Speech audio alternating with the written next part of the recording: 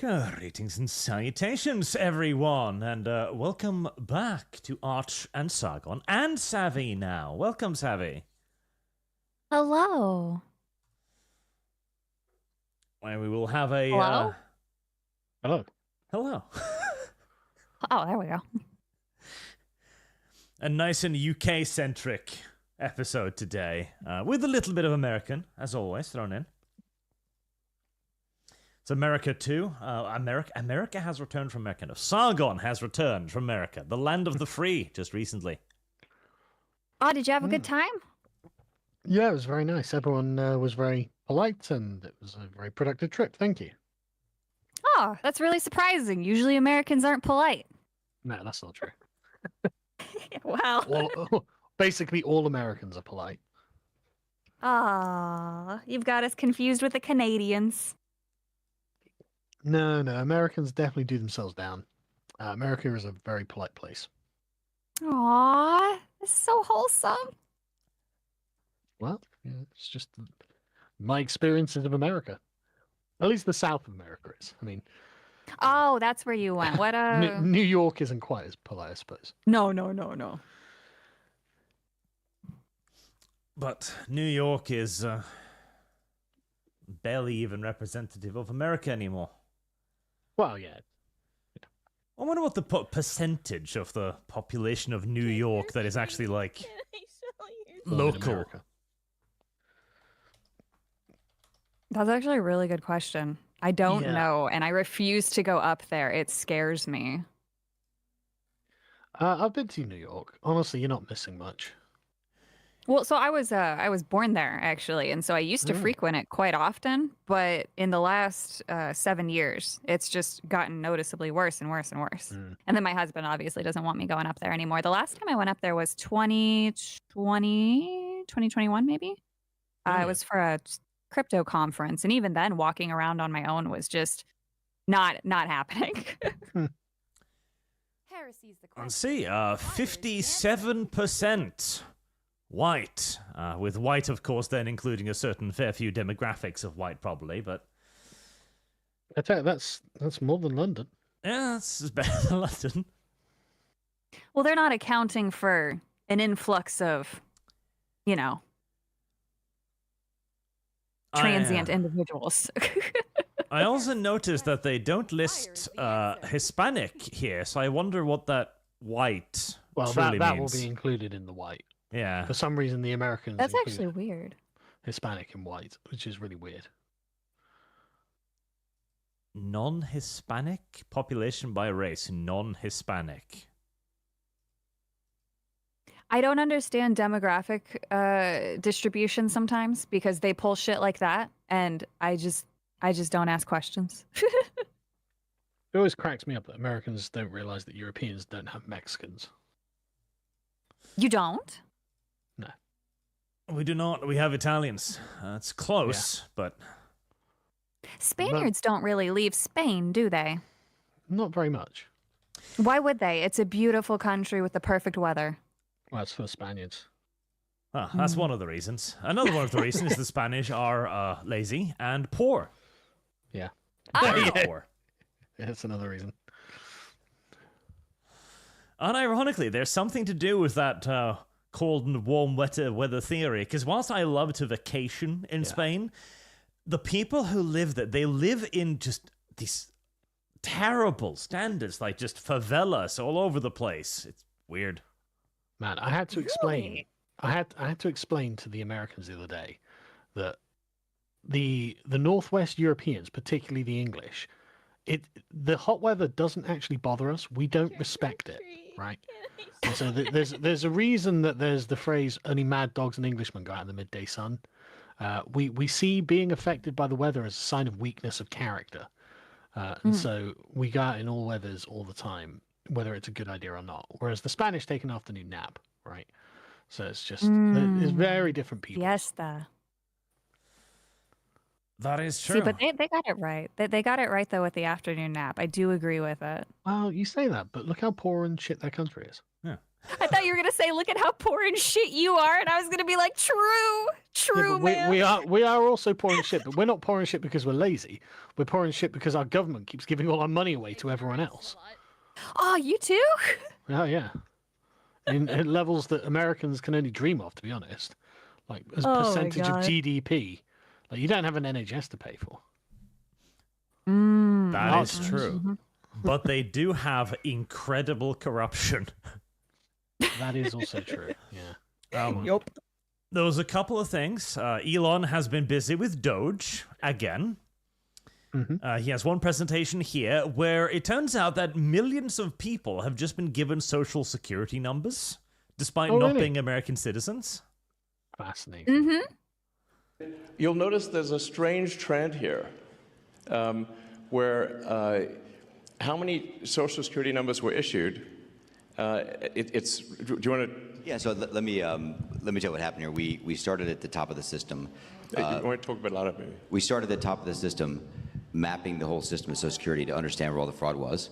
And there's a lot of great people there that showed us really a lot of waste. And so that came up with a big list of stuff they're working on. You've heard some of that already. But this is what jumped out at us. When we saw these numbers, we were like, what is this? In 21, you see 270,000 people, goes all the way to 2.1 million in 24. These are non-citizens that are getting Social Security numbers. So 2.1 million people during 1 year were given social security numbers despite not being citizens of the United States of America.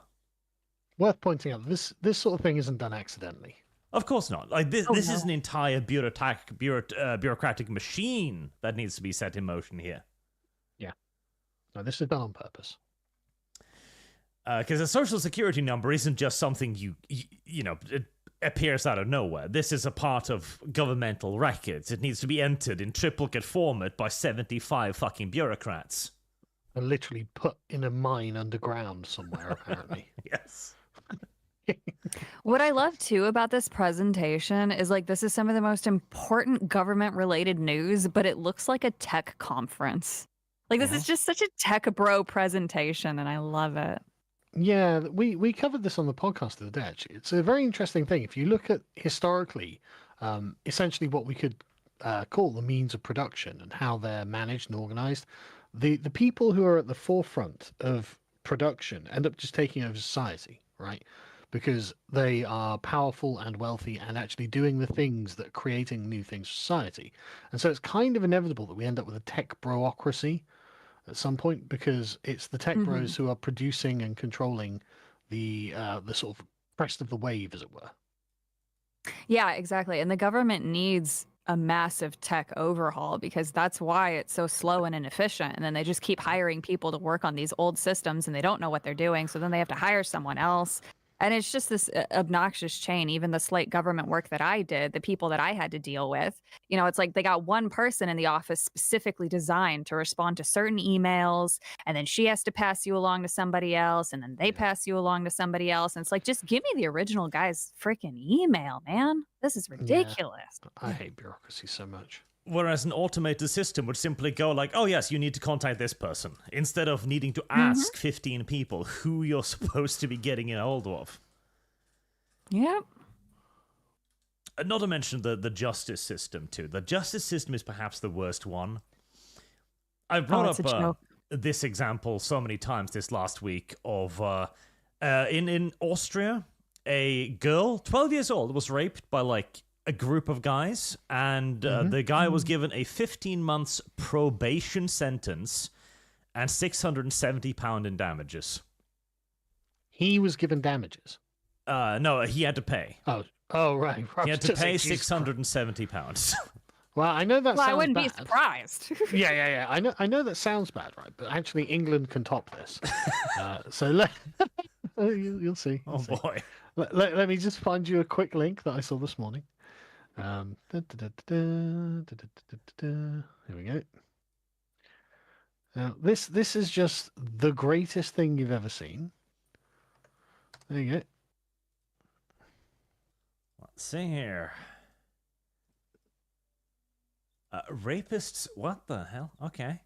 Rapist's Told you. criminal record is so bad he can't be deported.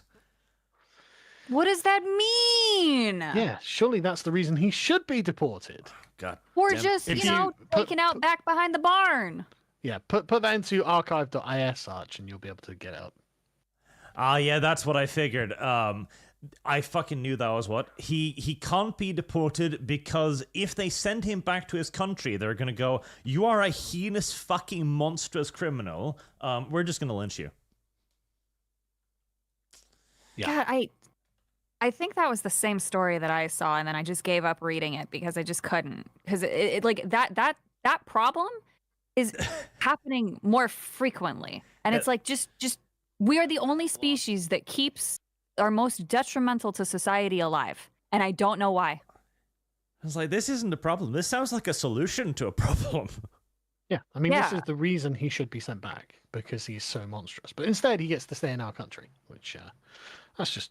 But does he go to prison, or is he just roaming around? He was jailed for 9 years for rape.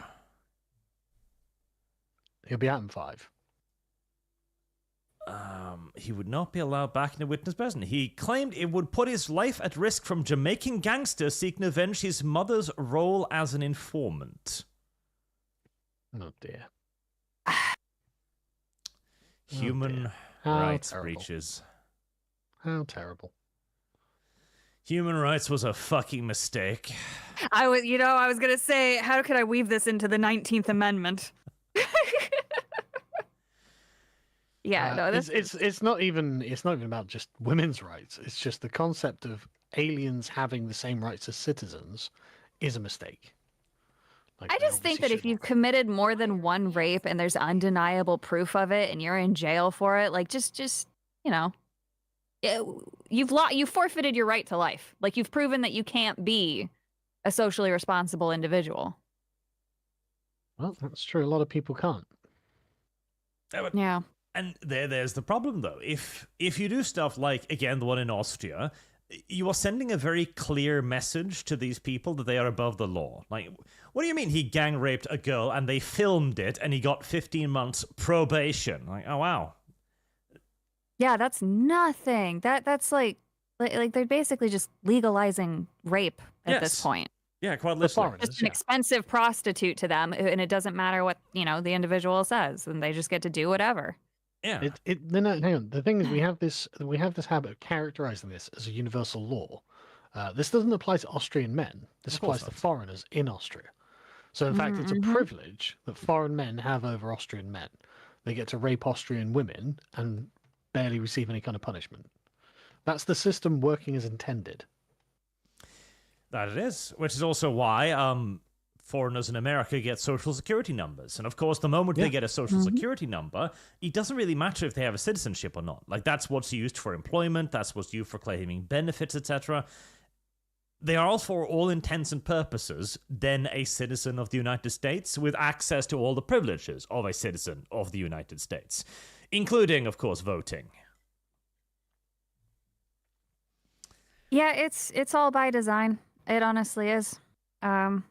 And we've got no one to blame but ourselves for allowing these things to happen because people just went on about their lives instead of voting out the people who are responsible for this stuff. Well, it's not even that. This is the kind of inevitable end of the doctrine of human rights. If aliens have the same rights as citizens, then you're obligated to do everything for them above and beyond to make sure they're equal to you, which means giving them privileges, because otherwise they wouldn't be your equals. They'd be anyone going into a foreign society does have a tougher time of it because, of course, you're not part of that society. It's not even equal rights because they're getting better rights. They're getting protected from going to Yeah. prison. They're getting protected from people who want to kill them back in their home country. You know, like this is just The thing is, asinine. you've got to look at it from the position of a human rights judge, right? They're like, well, that guy doesn't have the same upbringing as the average Austrian, and so he can't fit into Austrian society as well as an Austrian can fit into Austrian society. And so when he acts in ways that are utterly barbaric, that's because we have in some way failed him. because how could he be expected to be an Austrian given how he didn't grow up in Austria? And so we essentially need to just bend all of the rules. So whatever happens, he gets the same outcome as your average Austrian who doesn't go around committing monstrous gang rapes. Yep. And this is, of course, all then further firmed up by a political parties who... I mean, there's... This is from Germany right now. So for the first time ever, the Germans thought to themselves, hey, what if we check out what we're spending billions of dollars on immigration? Let's see what that costs. Is that wise? Are you sure that's a good idea? Just keep it under the carpet. Because this came on the heels of the election, of course, where AfD gained a big portion of the vote.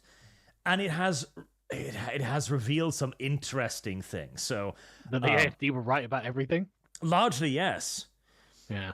For example, there was a period where the German Green Party was calling for women-only train cars in Berlin. This was quite a few years ago, due to a soaring sexual assault numbers. Well, they're right, because since 2013, sexual violence has jumped by 260% in Berlin. Jesus.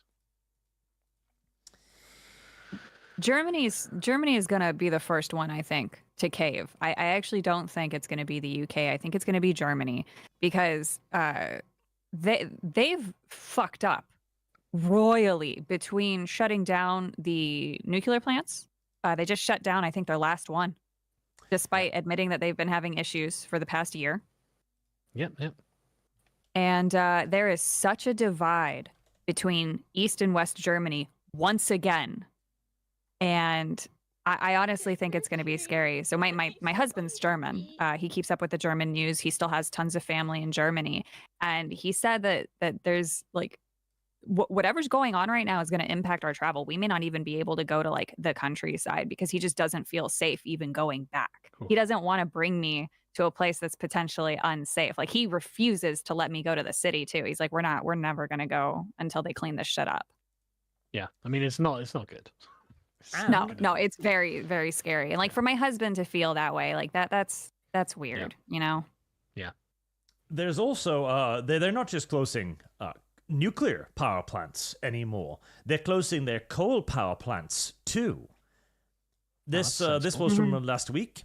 Germany demolished its most advanced coal plant, highest technological standards, practically clean by coal-powered standards. They closed down after 6 years of operation because, well, Greta told them to. Yeah. The Germans are basically demented. Like, it's hard to explain to people, like, the German mindset.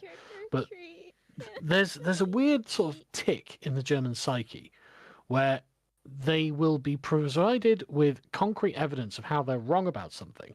But because it doesn't fit the line of reasoning that they've been following, they just won't accept it.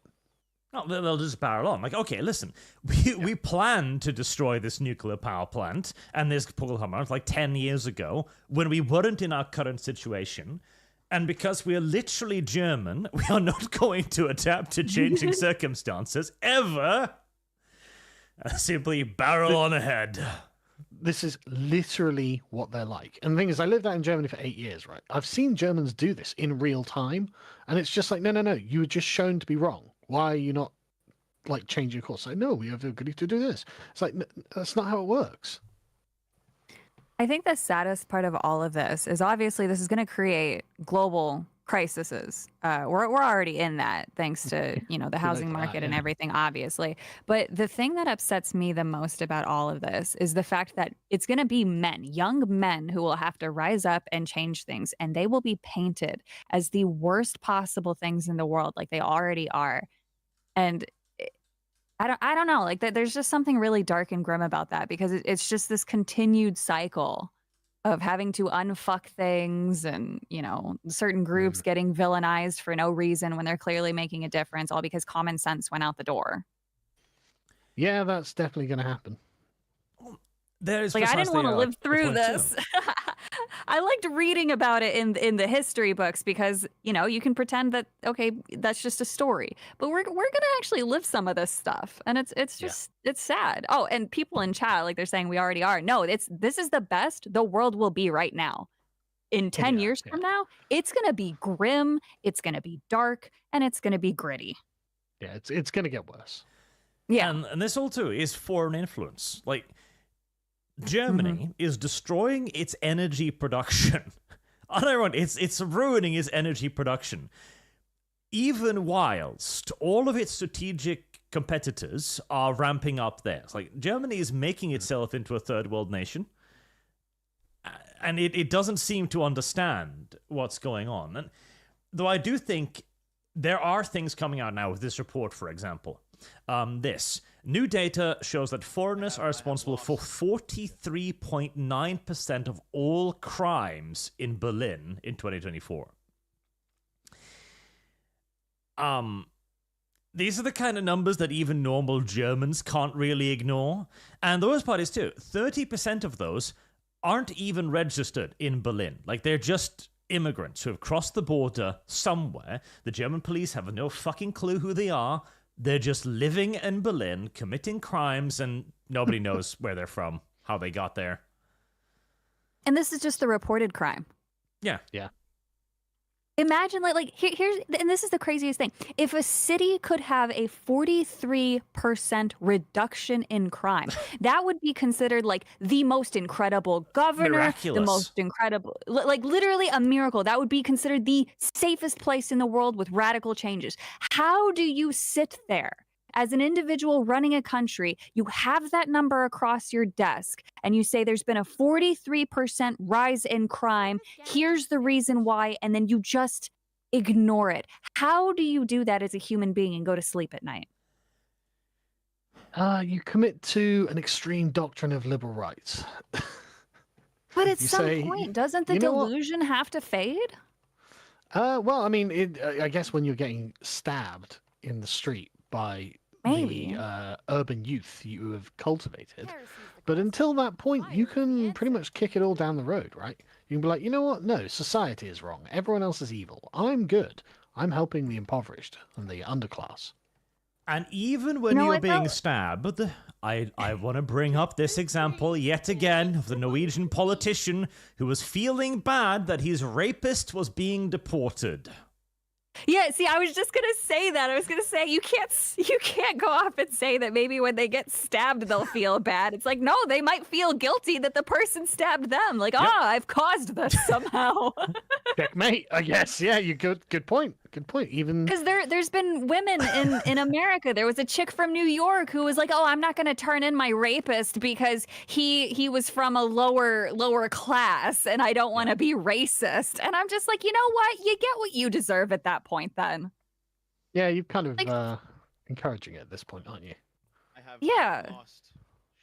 No, absolutely. Like, this is like part of the human mind as well. If you know you're wrong, your brain will automatically try to find some way to justify that you're not wrong. And it takes a great deal of introspection to overcome that. These politicians don't do that. And it's also because, again, murders and manslaughter jump by 50% in a year. If you sit there and you think that, oh my God, I am responsible for a 50% rise in murders, you're going to freak out. Like, you're a monster. You don't want to realize that. That's not good. No. Extreme Even 5% position. is horrendous. That's not good. Yes. that's extremism today, acknowledging that 50% more stabbings is bad. Yeah. Yeah. No, I didn't say it was bad. I said it was not good. There's a distinction there. Oh dear. Now, the actual monetary cost as well. Last year, the city spent at least 2.1 billion euros, which equals to 5% of the entire budget, reached a report prepared by Sen Messer for the main committee of the House of Representatives. That was 2.1 billion euros on immigrant-related costs. So 5% of the city's budget just goes to the immigrant problem. Of course it does. Germany is That's terrifying.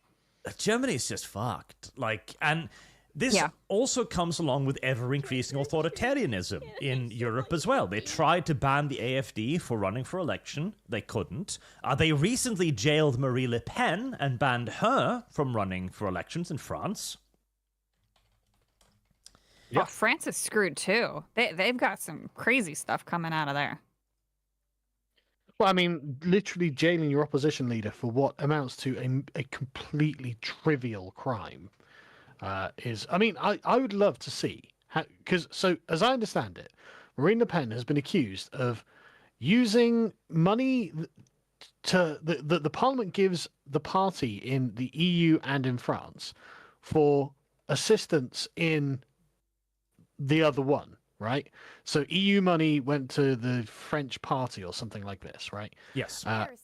Completely trivial, completely trivial for, like, assistance or something. This is money that she had access to legally, and she spent it on the wrong thing. I bet every single EU politician in every single parliament does exactly the same thing. Yeah, it's a completely common crime, and everyone in France knows that all of the politicians were doing this. Yeah. Well, they partake in backroom deals and all that insider trading shit. Like, what are they doing? Well, I'm not sure how much insider trading EU politicians actually do. I know American politicians are big on that. It's their favorite pastime. Yeah, I know. But the EU politicians are just gaming the system, right? Because the system is designed to be gamed in this way. That's essentially the point of it. So it's just very, very, honestly, it's a very childish thing that they've accused Marine Le Pen of and that they're convicting her of. And it's obviously done to just prevent her from running in the election because she's clearly going to win. Yep. So wait, so I'm a little confused on their timeline. Just educate me here. Didn't she already run and lose? So this would be preventing her from running again in however many years, or do they have an election coming up? 5-year ban. They've got one in 2027, I think it is. Okay. So there were, and the thing is, Front National is in the lead at the polls at the moment. They did lose the last one, but that's because of a coalition of Macron and the radical left. Because the French have, like, runoff voting. I'm not entirely clear how it works, to be honest. But she did fine in the first round, and then they blocked her in the second round, basically. But what this did is it meant Macron had to essentially lose a significant chunk of his own power base. And also it kind of doesn't help when you're putting the lid back on the bottle because of all the pressure that's building up in the bottle. So the pressure didn't go away. They just managed to contain it for one more electoral cycle. The pressure's still mounting, though. So it's probably going to be there for the next one because none of the problems will be solved. And so Marine Le Pen's mandate grows stronger. And so they just got to we'll just ban you then. Oh, okay. Interesting. Yes. It's the same that's been happening in Germany, the same that's happening in Sweden. The right-wing, quote-unquote, parties are simply blocked by all of the other parties joining together. So the only way they can get into power is by getting, like, 51% of the vote. Which is very, very hard, unsurprisingly. Yeah. But it's growing, and that's, I think, the most interesting thing. Yeah, because eventually they will get 51% of the vote because the left-wing parties do not have the solution to the problems that people are having. And so they'll simply just shove the problem one election cycle down the road. Everything will get worse, and the alternative will grow larger and more extreme because the problem has grown more extreme in the meantime. Because nothing has been done to change any of the problems, any of the system that is itself the thing that is creating the problem. Yeah. It's literally a self-fulfilling prophecy at that point. Yeah. It doesn't, Germany just had a call for a vote of confidence, or don't they have an election coming up, or a forced election coming up, or was that what already passed? They had one very recently. Okay, that's where the 34% rise was, and the split in the country and all that. Yes, AfD gained, I think, was it a quarter of the vote or something? They gained enormously. Germany has, of course, been toying with the idea of banning the AfD because why wouldn't they? Heresy's the question. Yep. Fire is the answer. And even now, again, they're still also increasing in popularity because they don't have enough power to institute the change that needs to be done. And so people looking at the problems continue and go like, well, shit, we're just going to have to vote for them harder. Mm-hmm. Every single person's got to get out and vote. And this, like, it's really a race now in between the powers that want to destroy nations and the powers that don't. And this is happening all over the place. Britain, too. Britain has been producing its own steel for 150 years. Mm-hmm. The British on Labour an industrial government. scale. We had steel before then. But... Oh, of course, yeah. Just to be clear. But the British Labour government has finally managed to throttle the life out of this institution, and it will now be closing. Yep. Congratulations. I'm so happy for you guys. You're making great strides towards the manipulated ESG that Larry Fink would like to inflict upon the world. Congratulations, guys. It's going so well, isn't it? There's so many net benefits happening right now for humanity. Like, you guys not exporting steel? Well, I'm sure somebody could come up with something positive to say. I can't because I'm not enlightened. You know, I'm not an intelligent liberal. So I can't see it. Well, I mean, somehow this is saving the planet, right? If Britain produces steel, that's bad because we make carbon or something. But if China produces steel, that's good because they bring it out of the backside of elves or something. And it's perfectly clean. Because that makes sense. Yeah, the liberal mind is a very consistent and intellectually rigorous place. And of course, all of this too it's made up shit. Like this is done for nonsensical reasons. Kidding. I want to point out, like, remember we were talking about the EU, like one of our first episodes, how the EU is like, oh god, we're struggling, we can't find the money to do all of these things we want to do, and yet America then goes over, has a one speech, and suddenly they're like, oh hey, we just discovered 800 billion euros for our army. Wow, in between the fucking seat cushions. What are the odds? Yeah. God, and it's so obviously fucking wrong. So I was like, they played poverty, and I was like, oh yeah, hey, no, we actually have like 1 trillion fucking euros. Yeah. God, it's so insufferable, isn't it? And I bet you too. Like all of this just comes, they're just cutting down on previous waste and corruption because there's so much. There was this one too here from the DOGE thing in America, where they discovered $300 million in loans who were given to children. The youngest recipient was 9 months. Oh, how is this possible? How is this happening? Incompetence. And it can't just be incompetence. Oh yeah, this isn't incompetence. This is plan. So these were like small business loans, quote unfucking quote. Where people would request a loan for their children. They would be granted the loan. The children, remarkably enough, wouldn't produce enough to pay back the loan. So, bankruptcy. And the money just, disappeared, I guess.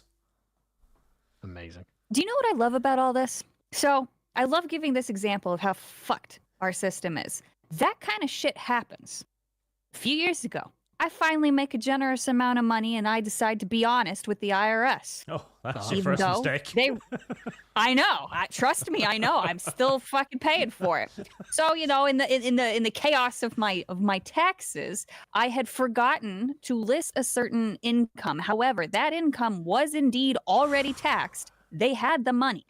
They knew they had the money, but because I didn't report that I had the money, they then assumed that I didn't pay the money. So then they took the amount that I owed and then doubled it because they claimed that that's how much the interest would be as time went on and that it needed to go on to my already existing payment plan. When I talked to the lady, I said, hey, I already paid the taxes for this. I just didn't report it. But you guys knew that I did this and you knew that I paid it. And she said, well, because you didn't report it, you violated the rules and are subject to said interest and needing to pay technically again. And I said, that sounds asinine.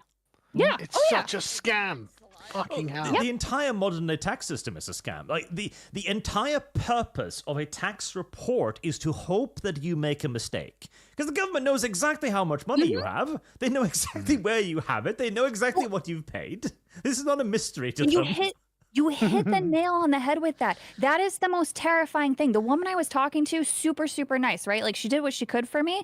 And then I said, I'm sorry for bringing this trouble to you and, keeping you on the phone, because we were on the phone for over an hour. And she laughed and she goes, this is the most pleasant call I've had all day and the most optimistic. And I'm like, what do you mean? And she's like, I deal with people like this all the time who are much worse off. And I'm like, what the fuck? That's not okay.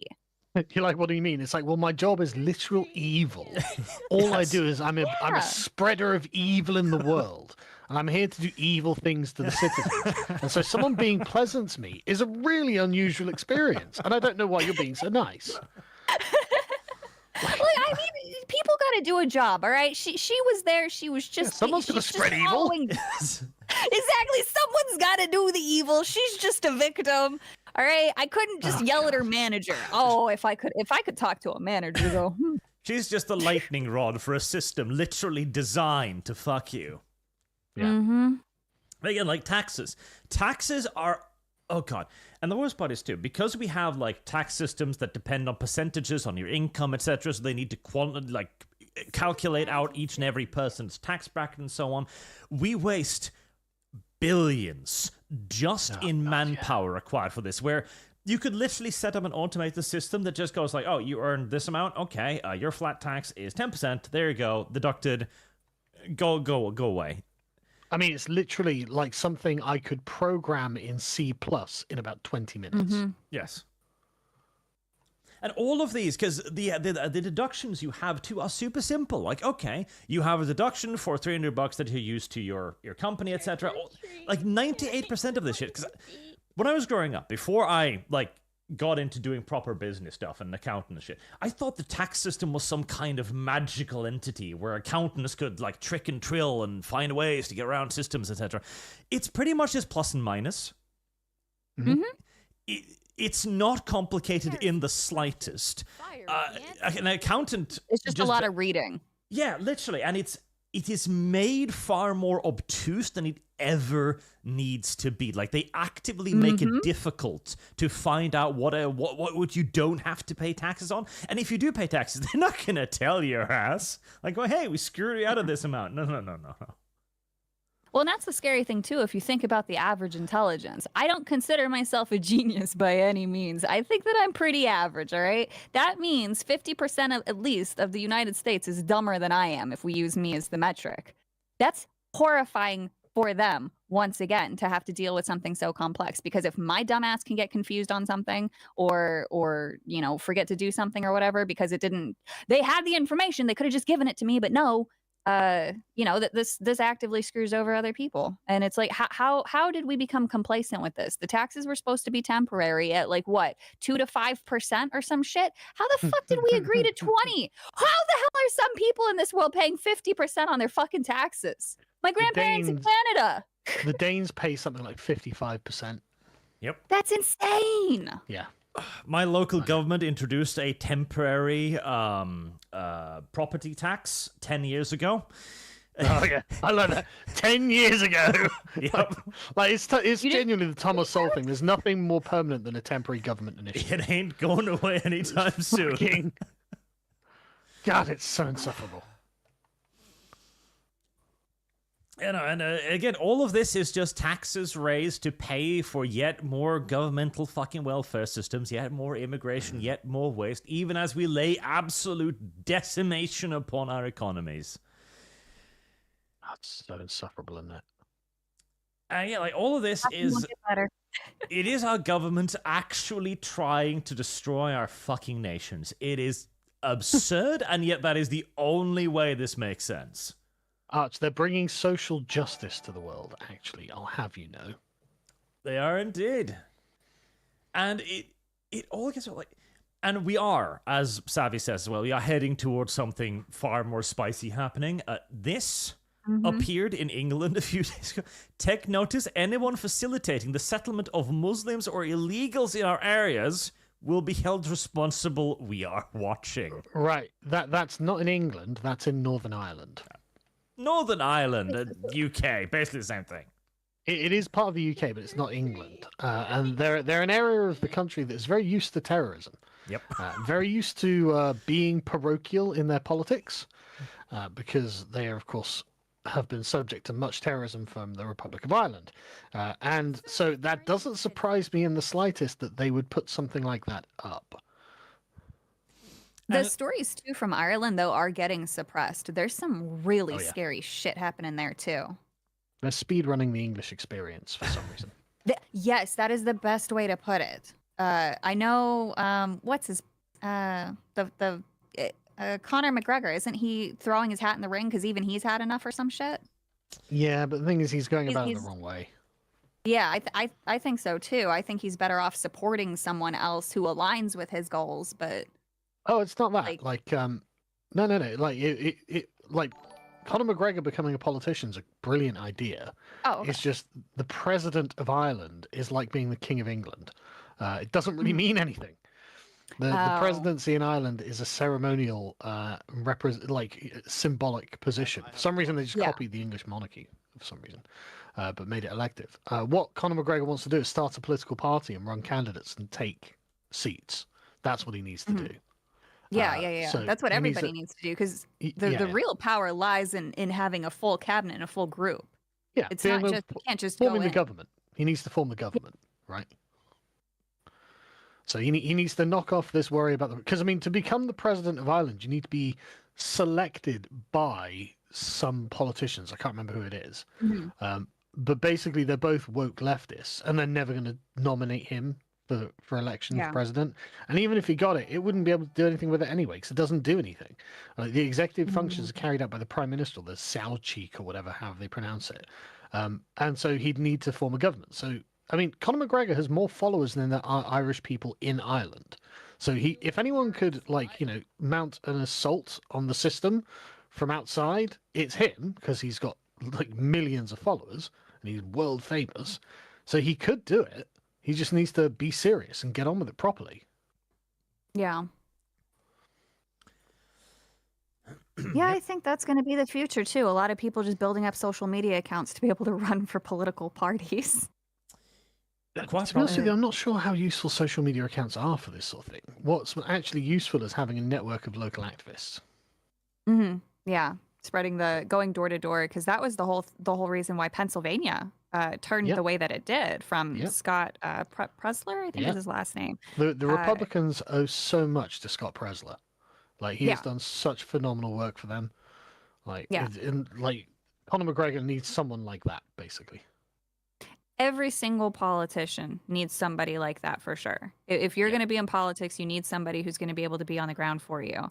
And I wish more people understood and appreciated that. Yeah. Well, just also to spread the reality of what's going on, because if you talk to people about half of this shit, they'd probably radicalize overnight. Oh, yeah. The thing that was going on in England the other day, or UK, where they just managed to halt the sentencing guidelines after much hubbub, which was about to introduce a legitimate, no fucking shit, two-tier justice system to the UK. Yeah. If you tell a normal person, no, there's this board of judges that has decided that because you're a white male, you should be treated more harshly than a brown person. It's like, that can't be true. It's like, no, here, read the report. It's literally how it works. This is so dumb. And the thing about all of this is that what this is in 1987 and onwards, Tony Blair and the Blair government decided that what they were going to do is create a series of non-governmental entities or quasi-governmental entities that would essentially take over the business of running the country. And this is what the Sentencing Council is. It's one of these, what they call quangos. And the Labour Party has found itself fighting with the things the Labour Party itself created, because the things that they're trying to do are insane and completely unaccountable. Like, there's no electoral process for the public to get involved in any of this. So it's just like, okay, the British government is effectively not in control of the country. It needs to abolish all these quangos. But the thing is, abolishing the quangos can be done like that. It can be done literally by executive fiat. For some reason, though, they don't. So who knows?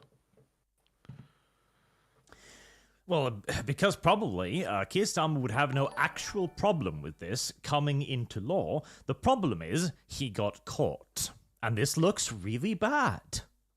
Yeah. So Keir Starmer already had the moniker two-tier Keir because of his treatment of the Southport rioters. And this would have been a literal two-tier government. Now, the Labour government at the moment is only on a 14% approval rating, as in 14% of the entire country approve of what they're doing. Something like 68% disapprove. So they're probably the most unpopular government in history. And yet we're stuck with them for another 4 years. So frustrating. That's so wrong. I feel like if you lose even like at the 20%, you know, like that health bar, once it's under 20, you should be forced to hold a vote. Yeah, that's a good argument for that, isn't there? Because otherwise you don't have a democracy then. Not really. Nobody's getting what they voted for. No. I mean, well, so I know that he had 2 stupid tweets. The thing about the ninja swords, and then he finally had the audacity to make a post about illegal immigration. Mm-hmm. Well, and it's like, you stupid cunt, you've caused this. No. Keir Starmer hasn't caused the illegal immigration, actually. It's been a problem that's been going on for a long time. So it's not his fault. And actually, I do believe him when he says he's against illegal immigration. There's every reason to think he does dislike illegal immigration. What he likes is legal immigration. He thinks legal immigration is wonderful. And he's all for unlimited legal immigration because he's a system man, right? He wants the system to do everything. And if something's being done outside of the system, he's totally against it. So you can take him seriously when he says he doesn't like illegal immigration, because that's outside the system. How dare you operate without the oversight of the bureaucrat, right? How fucking dare you? Just come in the open front door like everyone else. Yeah. Why bother sneaking in? We'll just accept you normally. Yeah, no, that's literally his... Like, he's procedural. He's a complete proceduralist. Huh. He's just a strange man, and I don't understand why he got into power just to tear everything down. You know what's interesting? He he had an interview a little while ago in which the interviewer was trying to get to know him. He was like, "So tell me about the real Keir Starmer." He's like, "Well, I don't know what you mean." And the interviewer's like, "Okay, well, what's your favourite film?" He's like, "I don't know. I don't have one." Okay. What's your favourite book? I've never read a novel. Okay. What? What do you dream about? He's like, "Oh, I don't have dreams." Seriously? Wait. No, seriously. That was him? Yeah, that was his response, right? And they were like, "Okay, well, you know, when you do any kind of introspection, what do you feel?" He's like, "I don't," because there are like, you know, how do you say it? Like there are areas of his mind or his soul that he doesn't want to explore, just in case he finds something he doesn't like or something like that. It's like, right. What the fuck? This guy's like the platonic form of a fucking bureaucrat. Yeah, no, like, look, I was about to say, he's the perfect bureaucrat. Yeah, he really is. And it's just like, right, how does someone like this even exist, let alone take charge of a country? Oh my God, is he part of the 50% who doesn't have the internal monologue? Can he not visualize an apple? Yeah, I if I ever got to speak to him, I would absolutely ask him that. Can you visualize an apple in your mind, Keir? I would actually ask him. Because I'm not joking. He doesn't really seem to be a human being.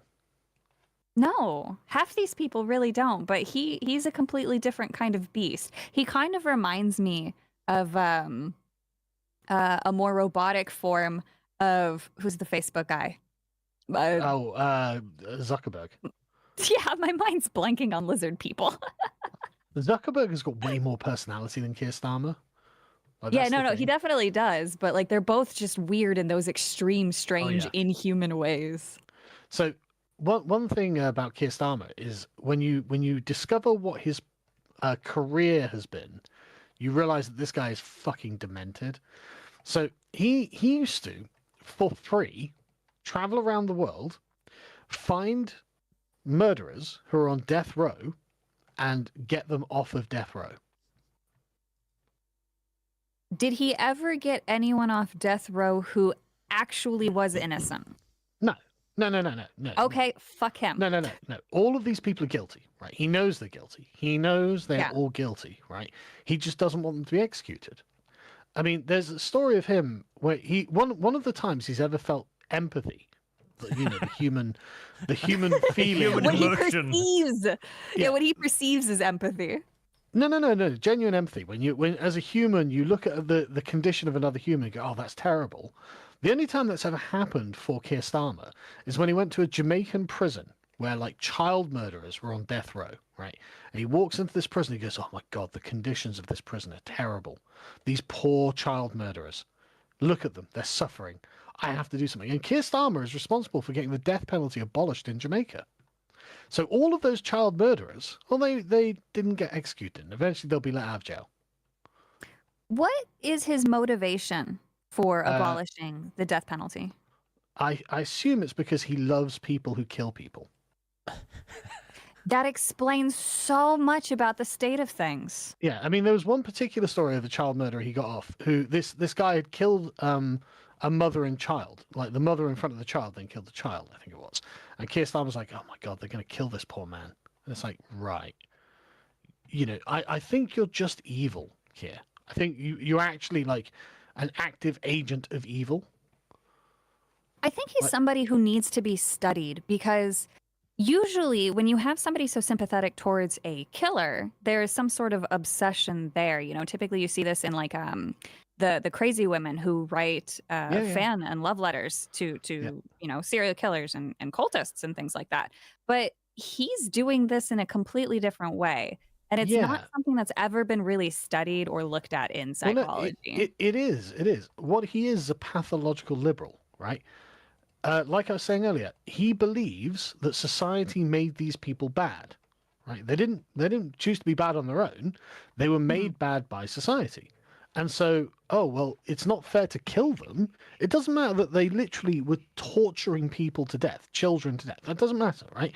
Because they're not doing that right that minute in front of him. So it really is just, what are we doing to them now? It's like, yeah, but Keir, there's a continuum of morality here, right? Like we didn't just pick up some random guy and shove him in a prison cell so he can be executed next year or whatever. Like he did something horrible, like beyond horrible, to someone else that was the worst thing. So when they were under that guy's power, he showed them no mercy, right? And now Keir Starmer's like, yeah, well, they're under our power and we have to be extremely merciful or else we're just as bad as them. And it's like, no, that's not how that works, Keir. We need to kill them. It's a warped sense of empathy for sure. Because now he has a trustless society. Yeah, and I don't understand why it hinges on a trustless society.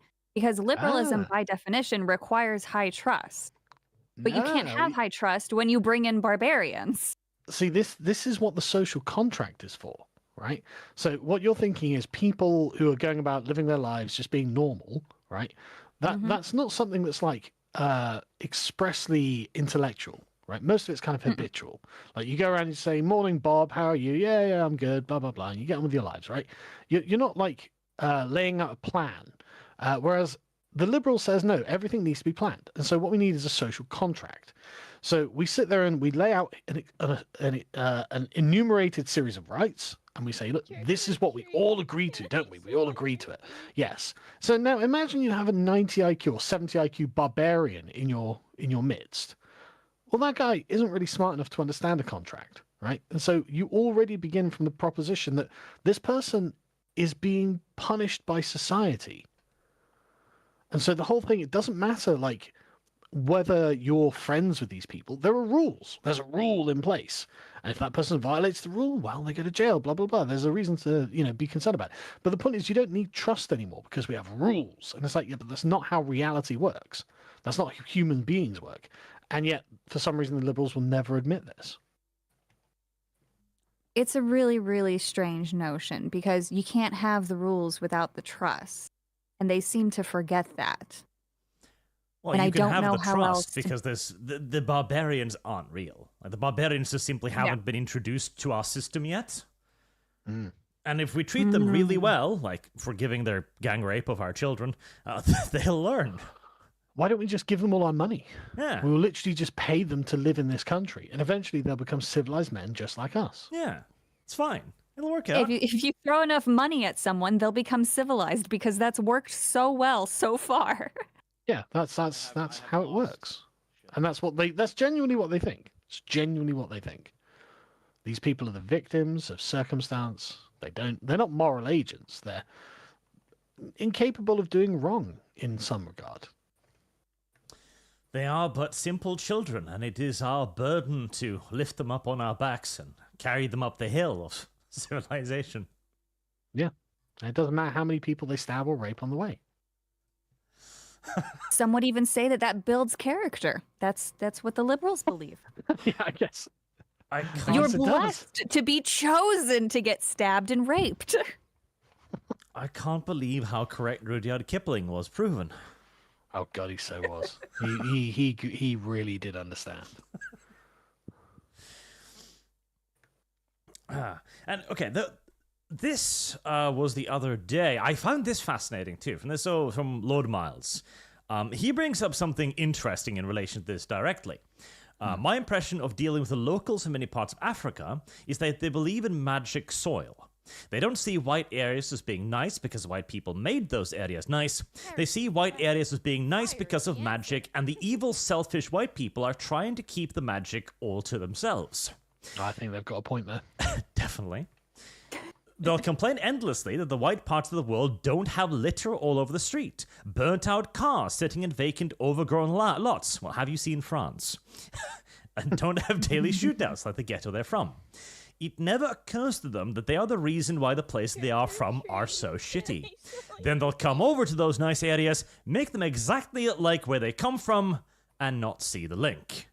The white people are just stealing the magic out of the soil. You know how this works. Yeah.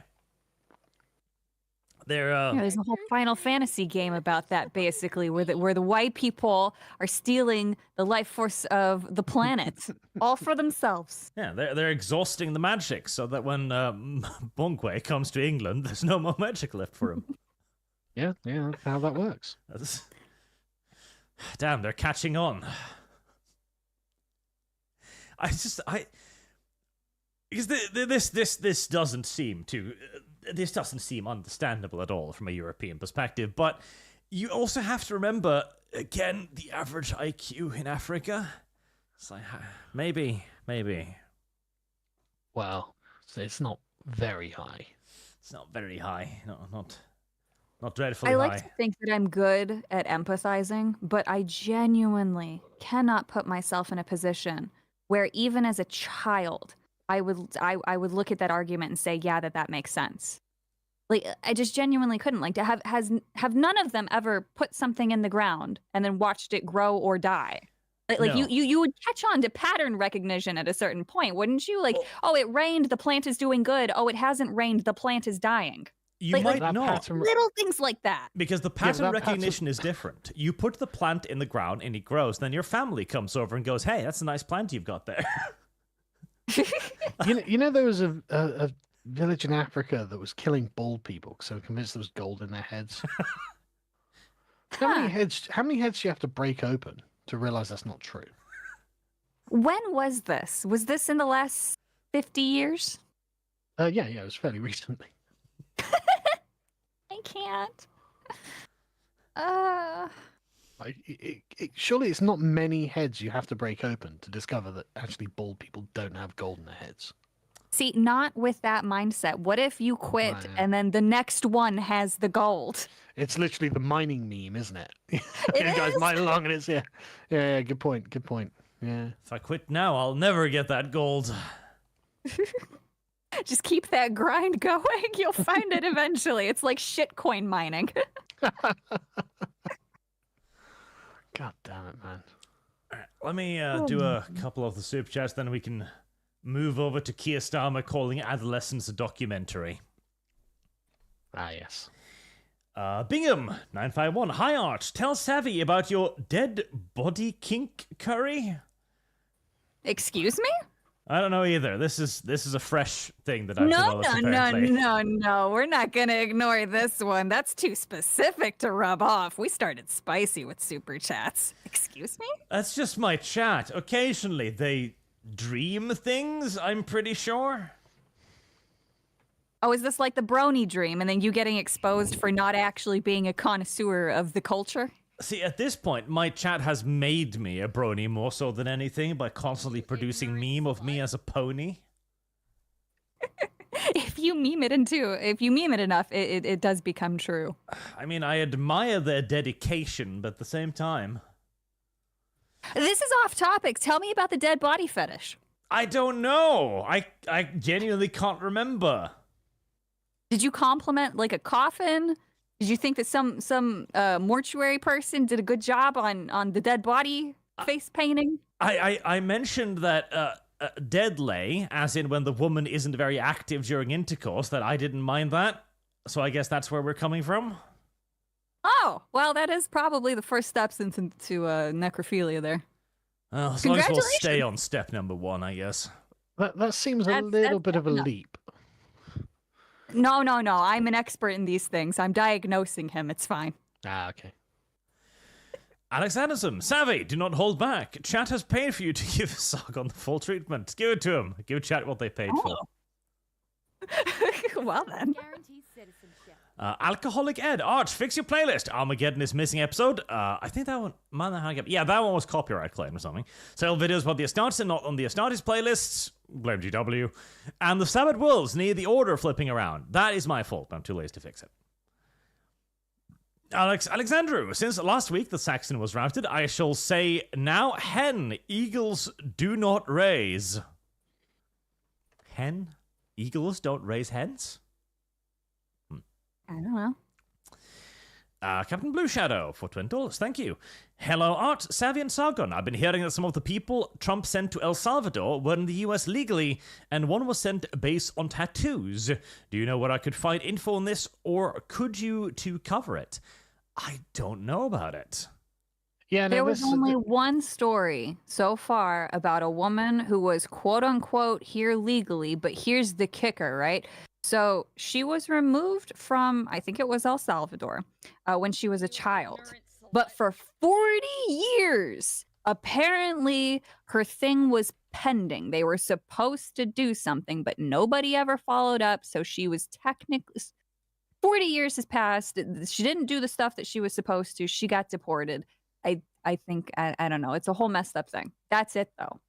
So there was one guy who had gang tattoos, or tattoos that seemed like gang tattoos, and so he was detained and deported, and it turned out that he wasn't part of a gang, even though he had these tattoos for some reason, and he was an asylum seeker legally, and it's like, okay, well, so, you know, the thing I was arguing with a bunch of libs about this on Twitter, being like, listen, these gangs, right?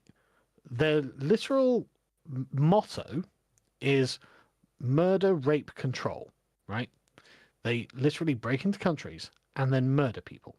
Like, to join the gangs, you often have to murder someone.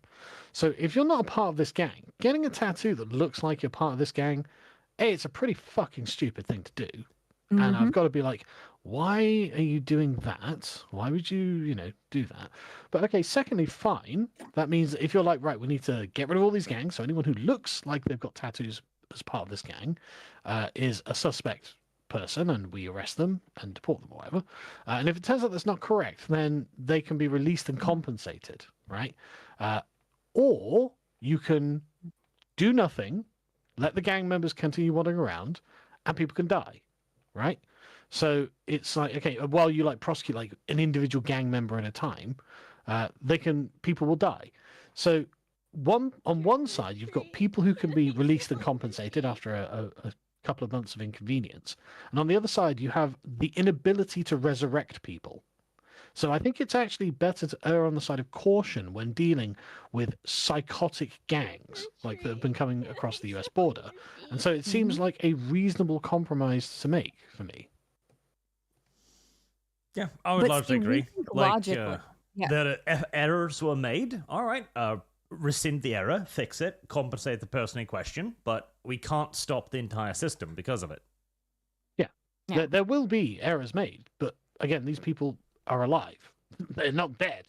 They can be compensated. You can't compensate those people who you let die because you didn't want to accidentally arrest the wrong guy. No, it just doesn't work that way. Service guarantees citizenship. Zero Firewater. Sargon, since you weren't here last week, I want your opinion on Archer's trash take on claiming game. Sargon, he wants to repeat the past of Gamergate because he's coping about liking woke games. Well, what's the issue exactly? Well, I'm just saying that instead of attacking popular games, we should, like Kingdom Come Deliverance, just be like, okay, this is a 98% Christian game. I'm going to allow it to remain a 98% Christian game, and it's mine now. Yeah, I'm kind of with you on this. Because like, if people should pay attention to how woke claims games, right? What they do is find the smallest amount of the game that could be, through some tortured interpretation, be considered to be woke. Then they set up, like, they do their hour-long video essay to kind of massage the facts, right?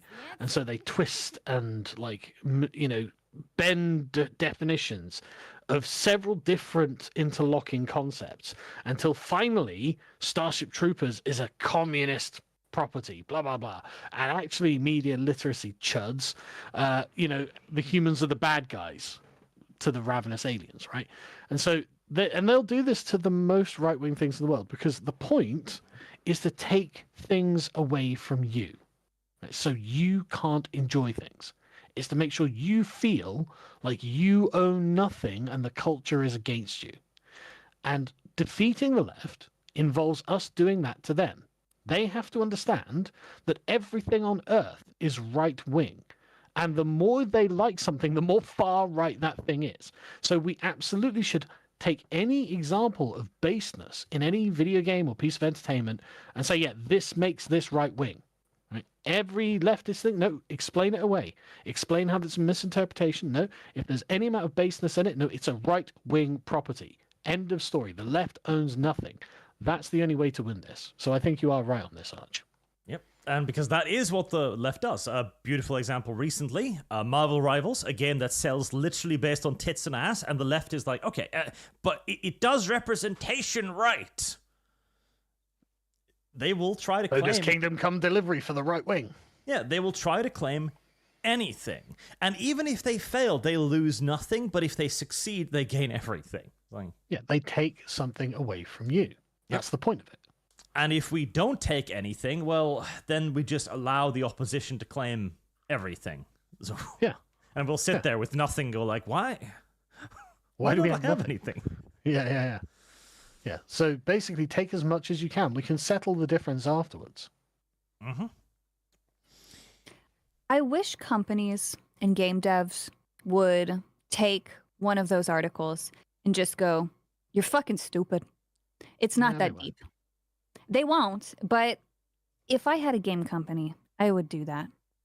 And I'd do it to anybody who tried to co-opt it and be like, you didn't play the game. You don't understand the story. Please stop. We need to go back to just mocking these people.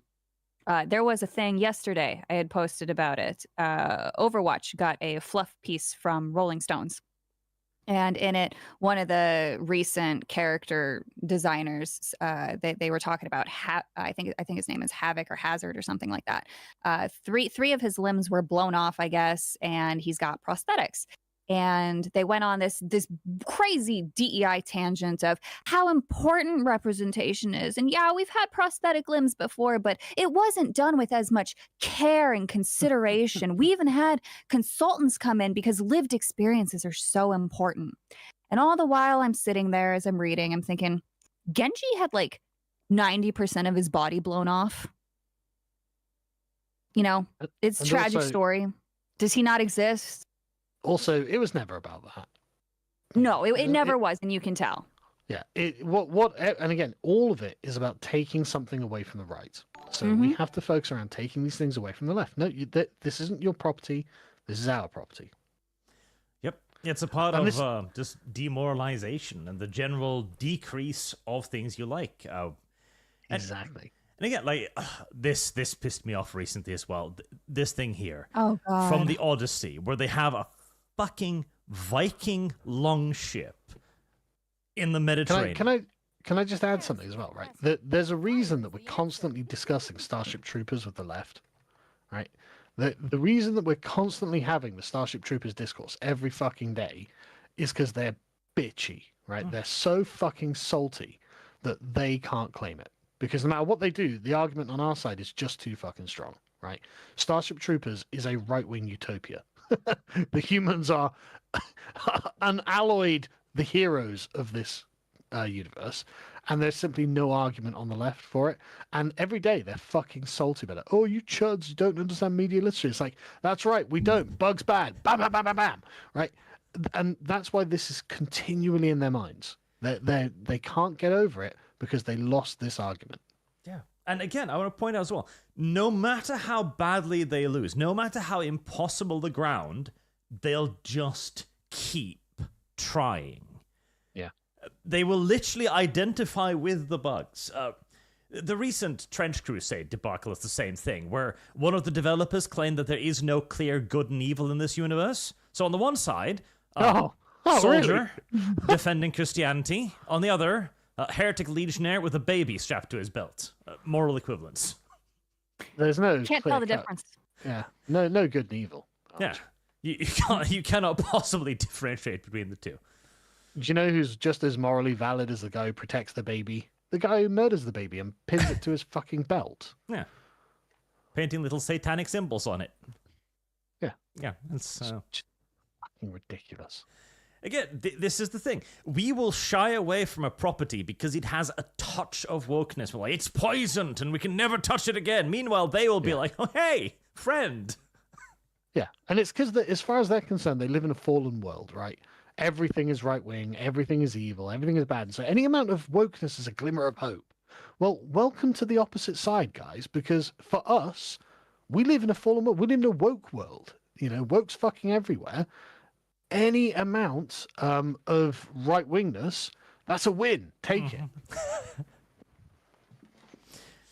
Yep. I think the best thing that could be done is if, honestly, the right wing took the rainbow flag and took the trans flag and turned it into something. Possibly. That'd be a big ask, though. That would be a big ask. I mean, we tried it with the straight pride flag, and the people who did that got fucking yeeted off PayPal, off Visa, I think. But if enough people did it, I think that like just tear down the meaning of shit. Just do to them what they've done to us for the last decade. And I think that would just be a nice, wonderful, beautiful slap in the face. Because otherwise, all this other stuff, like this claiming of entertainment, that's a distraction. They're hoping that nobody goes and creates something, because the way to deal with Hollywood is to just make a different Hollywood.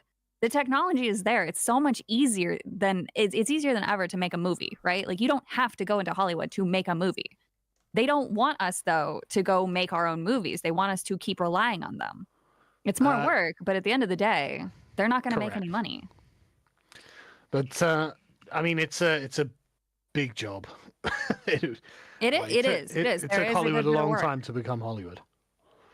Yeah, but thanks to YouTube, thanks to the internet, and anybody can go viral. I mean, look at the one game that just came out that's blowing Assassin's Creed Shadows out of the water that people were comparing it against. I forgot what it's called. It's got a 1 in it. No, I don't remember. It's goofy looking. It's like it's like a drug related game. Anyway, point being, they don't have 3,000 people working on the game. They don't have $100 million to blow on marketing. They went viral on their own. Sure, it can happen. Yeah. Mogi of Atlas, Mother of God, it is happening. It is happening. Sandum, so Sargon, how did you escape Tim Pool's compound? Well, it's not actually guarded. Like Tim, well, I mean, it's guarded, but Tim lets me in and out. It's very nice. He allows him. Yeah, I'm actually not a prisoner there, which is nice. Blaystone, greetings all. Glad to see the mistress of conspiracies research meet the legendary Sargon. Sargon, have you seen the gaming conspiracy web Savy's done involving your government? No. Yeah, I kind of ripped apart your government and I found all sorts of crazy shit. Oh, great. Like, brilliant. Yeah, I'll have to tag you in it. But basically, the UK is a bigger push of DEI than America could ever dream, even though we introduced the concept to you guys. Oh, yeah, I know.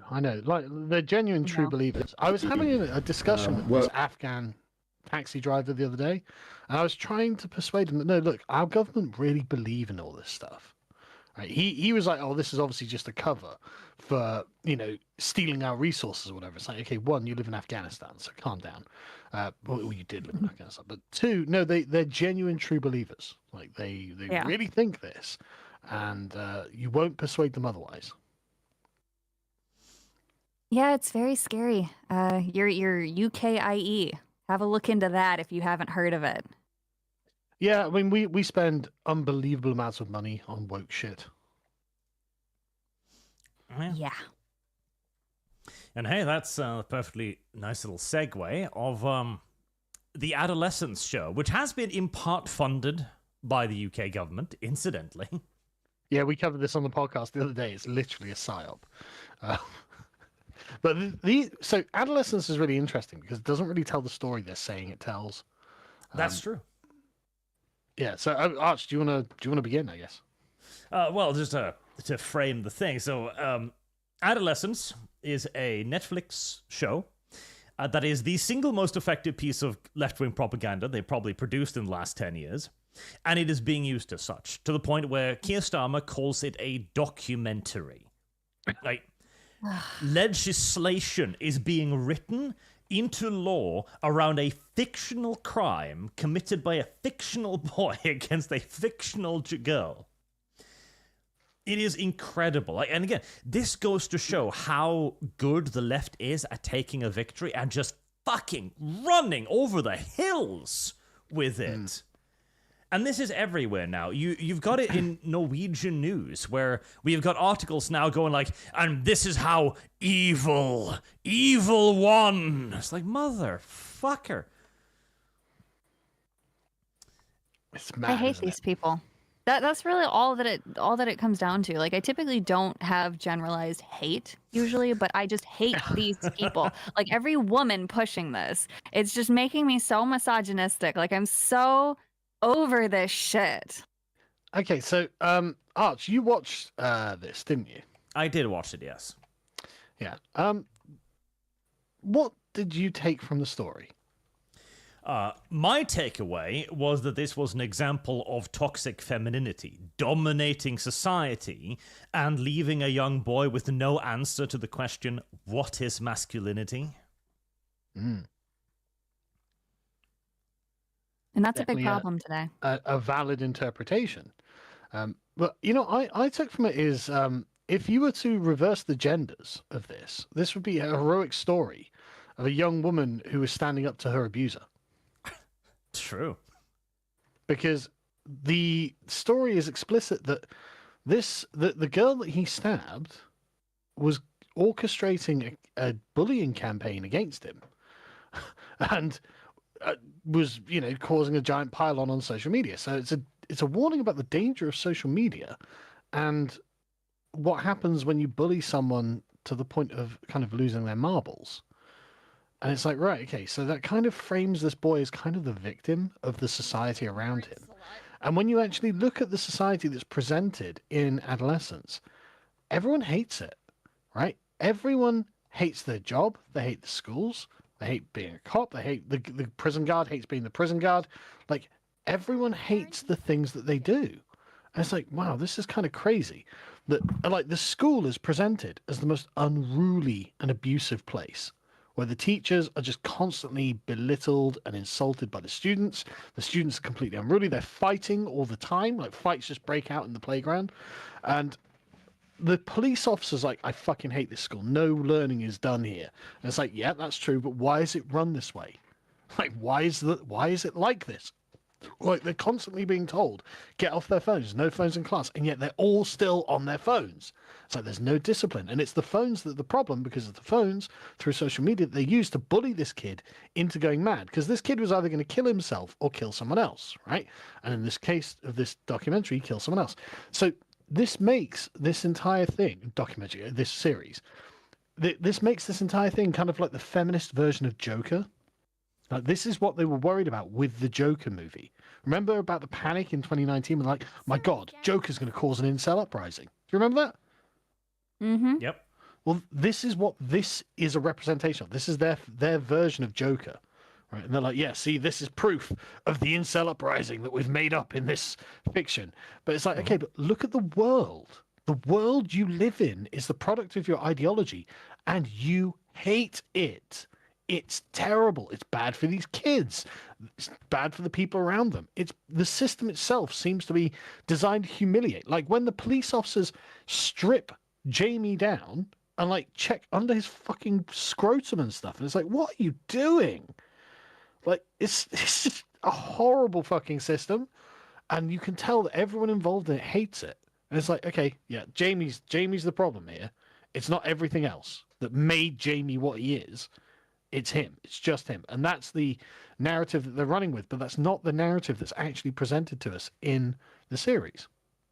That's interesting that you bring that up, because that parallels our earlier conversation about the way that the illegals and the barbaric people are being treated. Like, if they like the film then is actually hypocritical, because on one hand, in real life, they want to offer, false levels of overcorrective sympathy towards rapists. But then they don't do it in this instance, even though the argument's technically the same, because he's a product of circumstance, which is technically what they believe. Exactly. And the reason that works for this is because this is a 13-year-old boy. Mm-hmm. He's not an adult.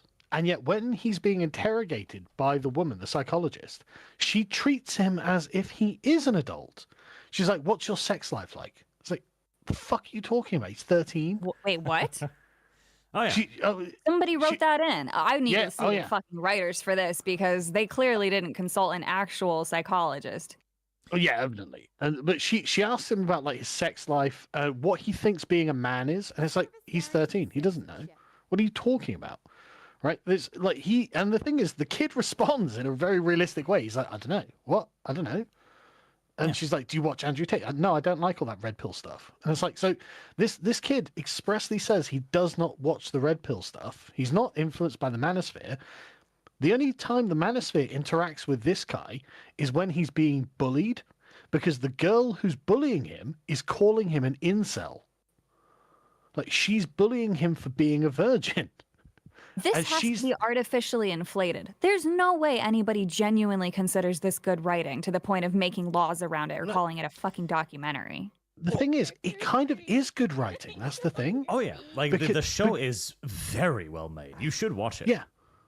But the thing is, it also is accurate that it's Andrew Tate is not the thing that is causing the radicalization of kids. It's the thing that the adults are getting hung up on.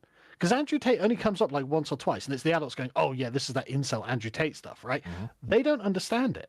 They don't understand how it's being used in the social lives of the kids. The kids aren't like, oh, Andrew Tate said do this, and therefore zig heil Andrew Tate, right? The girls are bullying the boys, using Andrew Tate to bully them. And the adults are just letting it happen. They're facilitating this because they're afraid of the mythical concept of Andrew Tate, because they don't understand how it applies to the actual lives of these kids, which it doesn't really. And if there are kids that are interested in Andrew Tate, they're downstream of what has happened to them and use Andrew Tate as a kind of outlet, right? Rather than being, he's not upstream of what these kids do. He's downstream of it. Mm-hmm. And the thing is, the show shows us this. And so the fact that they're like, oh yeah, Andrew Tate's the problem. It's like, no, you've learned nothing from what was actually the good writing in this show. I guess I'd call it bad writing because obviously they intended a different message to be taken. But when you frame it in that way, yes, it's good writing.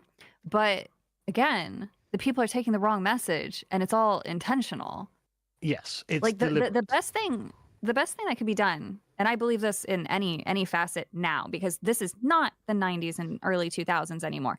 Nobody under the age of 16 needs to be on the damn internet. at this point. Totally true. It doesn't matter if jobs are becoming, higher in technical capacity or whatever. It doesn't matter. A teenager is capable of learning if you sit them down with a proper, educational system for the internet. But when it comes to like unfettered access, no child should be on there. Like Amazon, for example, their stupid app rating is 3 years old. Yeah. That shouldn't be a thing. None of these apps should be rated for children. Yeah. It's Children shouldn't have social media. Full stop. No, absolutely not. It's destroying them. Yeah. But the thing is, the adults are kind of they don't know what to do, right? They don't have a particular answer, because the problems with the kids are the problems of their system. And so what do you do when it's your system that's causing the problem? Well, you can't just abandon your system. You can't just say, okay, you know what, we got all of this wrong, even though that's the only answer to any of this. Is them admitting, yeah, we got all this wrong. Well, there's literally the missing piece there, because Jamie is many things in this, as I pointed out, to his school, which is very intersectional, pride flags everywhere. Yeah. Jamie is a cis-het white male. That is his designation. He's a troubled child like everybody else. To girls, he was the incel, so they mocked him and bullied him for that. To the psychologist, she already assumes that he's simply broken by toxic masculinity and does everything in her power to push her towards that. So hang on, in your statement there, you guys keep referring back to incel. They're specifically using incel? Yeah.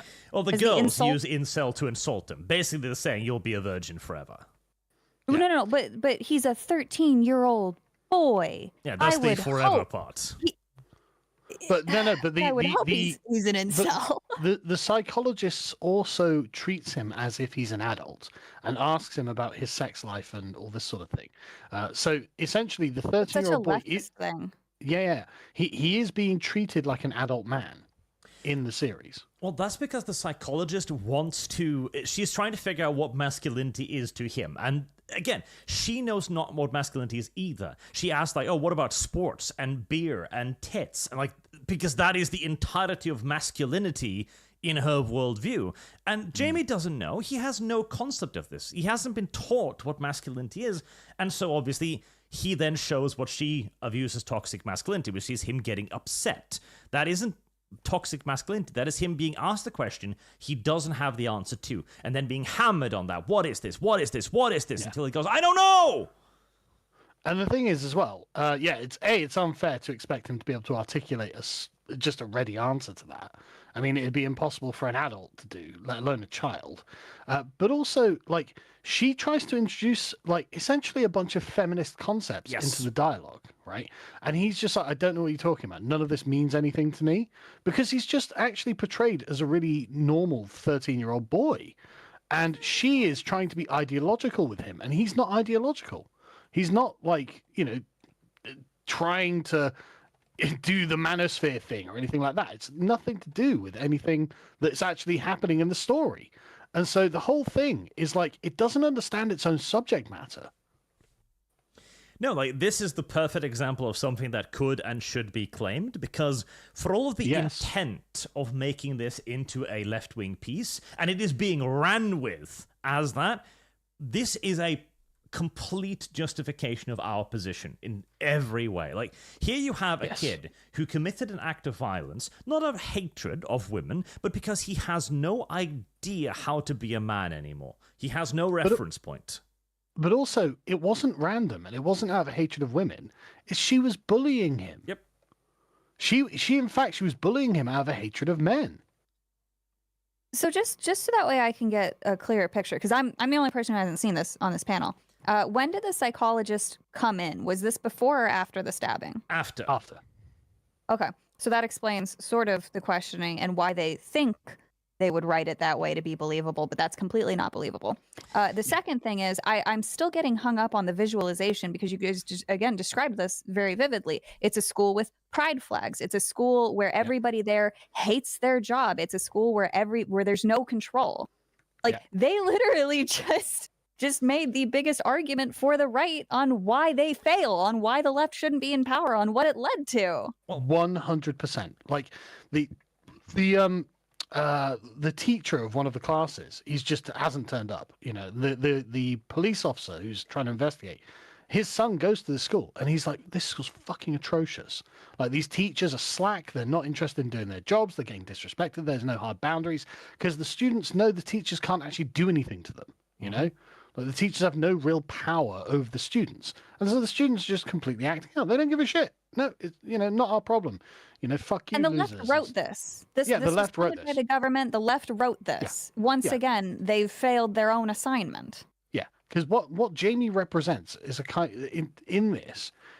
Essentially, politically, he represents a kind of uprising against the feminist system, right? And the thing they're worried most is that young men will turn around and go, you know what? I don't have to do any of this, actually. I can actually argue for the patriarchal society. I can actually physically rise up against this. And none of these people have the physical power to stop organized white young men, right? That's what they're most afraid of. And so this whole, the whole dialogue, the whole discourse around this is, how can we keep straight white young men on this terrible road? How can we keep them contained in this terrible civilization that we've created and imprisoned them in? And this is what adolescence is for, is to warn them, like, oh no, you have to do something, because otherwise straight white men will rise up and overthrow this shitty order. And it's like, but you guys hate this order. Like, you're fucking miserable in it. You wrote this yourselves. Yeah, the best thing that they could have done to get their point across was do it in an all-boys school with drill sergeant-like teachers, and then have him get transferred into a co-ed school and then be the source of all the problems. But they didn't do that. Well, there's a couple of things there. So the ideal for these people is a unisex society, right?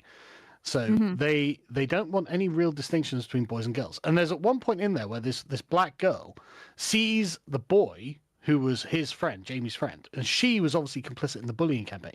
She runs over to him, punches him in the face, knocks him straight out, blood flies everywhere, and starts beating him on the floor with her foot, you know. And it's like, look, a teenage girl isn't capable of that, right? She's physically not capable of doing that. That's just not happening. That's never happened anywhere in the history of the world. And yet that's what they represent. The girl is just as strong as any boy, you know, a 15-year-old girl is just strong as any 15-year-old, because what they're portraying is a totally gender-neutral feminist society. It doesn't exist. It can't exist. And when it does kind of come into existence, well, they get these problems come out of it in their own minds. So it's like they can't have an all-boys school, because an all-boys school would look wholesome compared to this. It would look well-ordered. It would look respectable. Like, they can't portray that. You know, they don't want that. That's a bad thing to them. They can't have an all-boys school.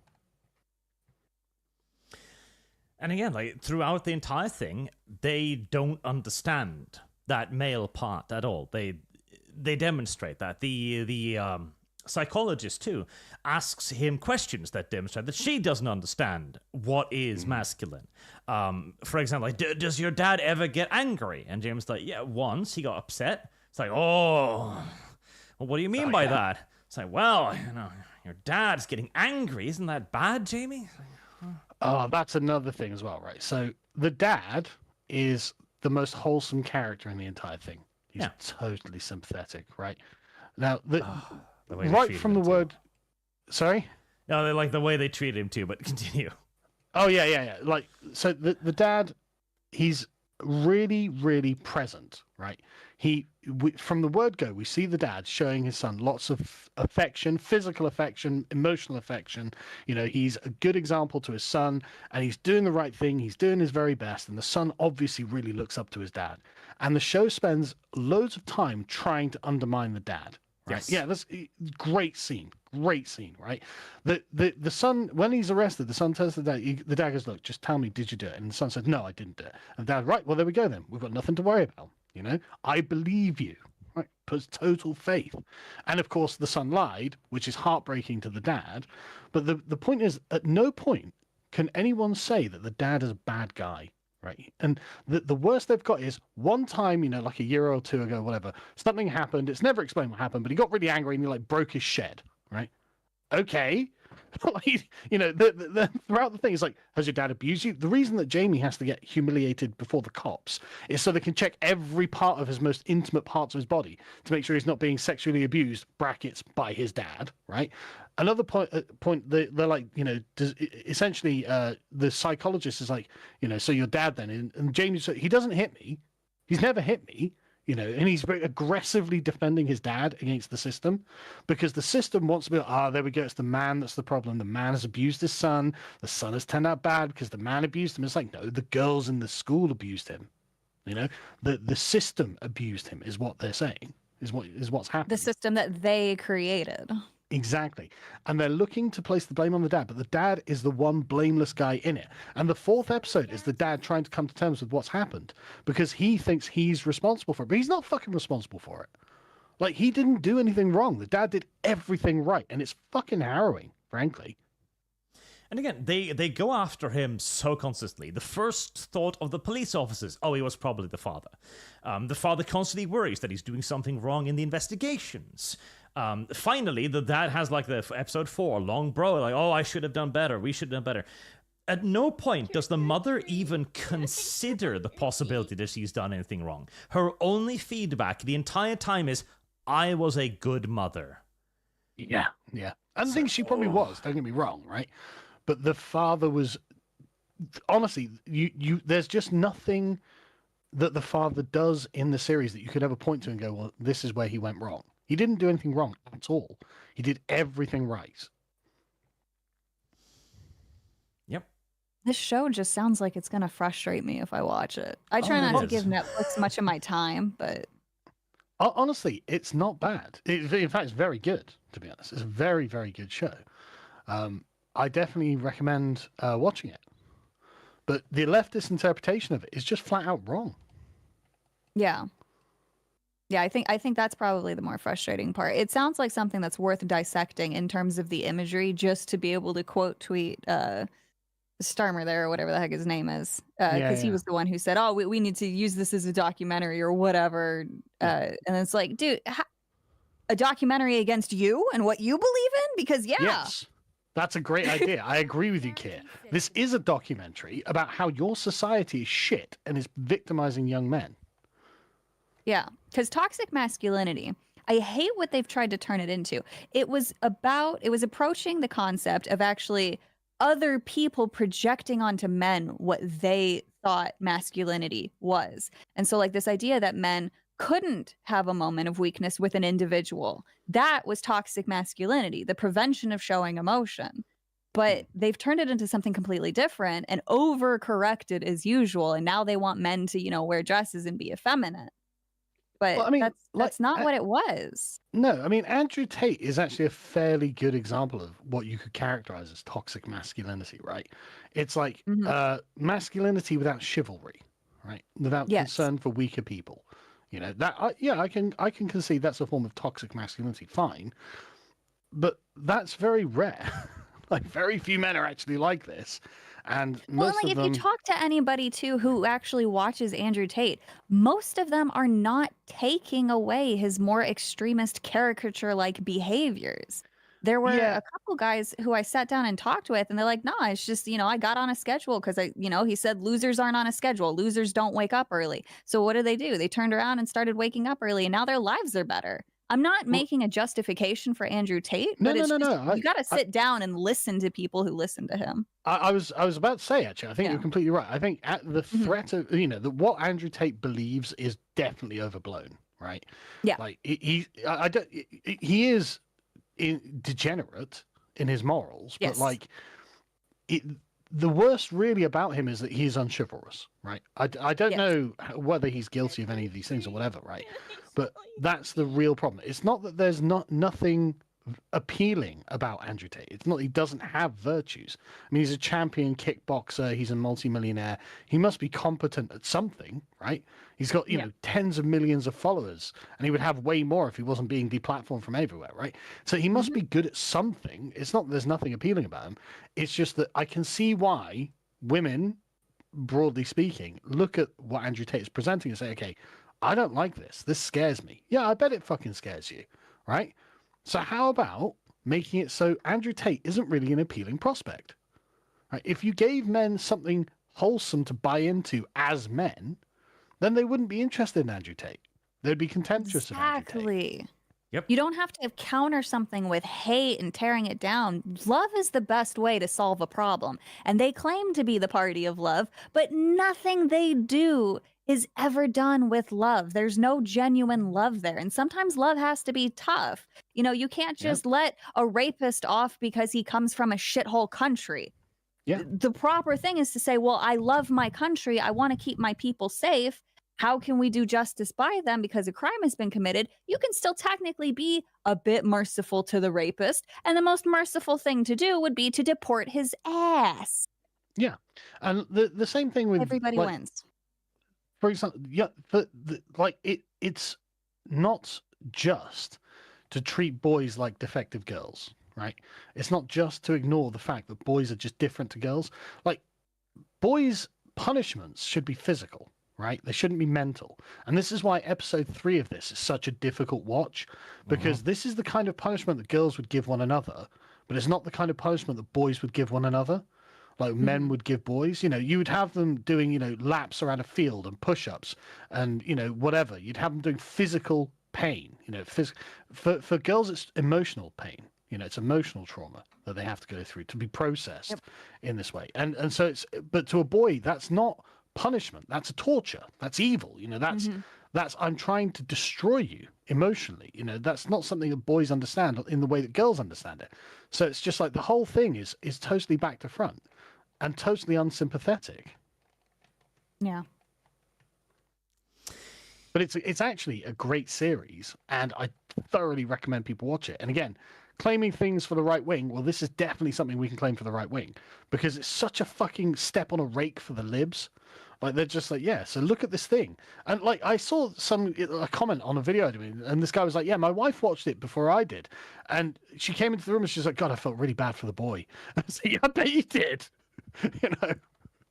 Like, everyone around him's basically evil. Well, not evil, but very mean. That's why I don't. That's why I don't want to watch it, because I know I'm going to be sympathetic, and I know I'm going to be angry and upset at the people who wrote this. Because I'm tired of their bullshit, man. I know everybody is, but like, I'm so tired of them. You'll be even more upset when you realize that they based the story of the stabbing on a black kid stabbing. Yep, I knew that. So that's not entirely true. It is partially true. I've looked into this. There's I parallels. did too. Yeah, it's partially true. So there are examples where white kids have stabbed white girls, right? Yes. And so there was one in Liverpool and one I think it was Wolverhampton or something, and there was a black kid who stabbed a black or an Asian kid or something. You know, a diverse kid who stabbed a diverse girl in London, right? So it's partially on that, but it's not entirely. So I'm happy to ignore that part of it, to be honest. Like, because they can weasel out of it, frankly. But, you know, like, this is definitely something that can and should be claimed, because this will be used as an argument by the left for a very long time. And the thing is, they will simply use it as the thing that is presented as, oh, young boys are the problem. And you can very easily disprove that fact in this show. Yes. Now, the problem is that they will still just simply push it through, and they will write legislation based on it, and they will run with it as far as they humanly can.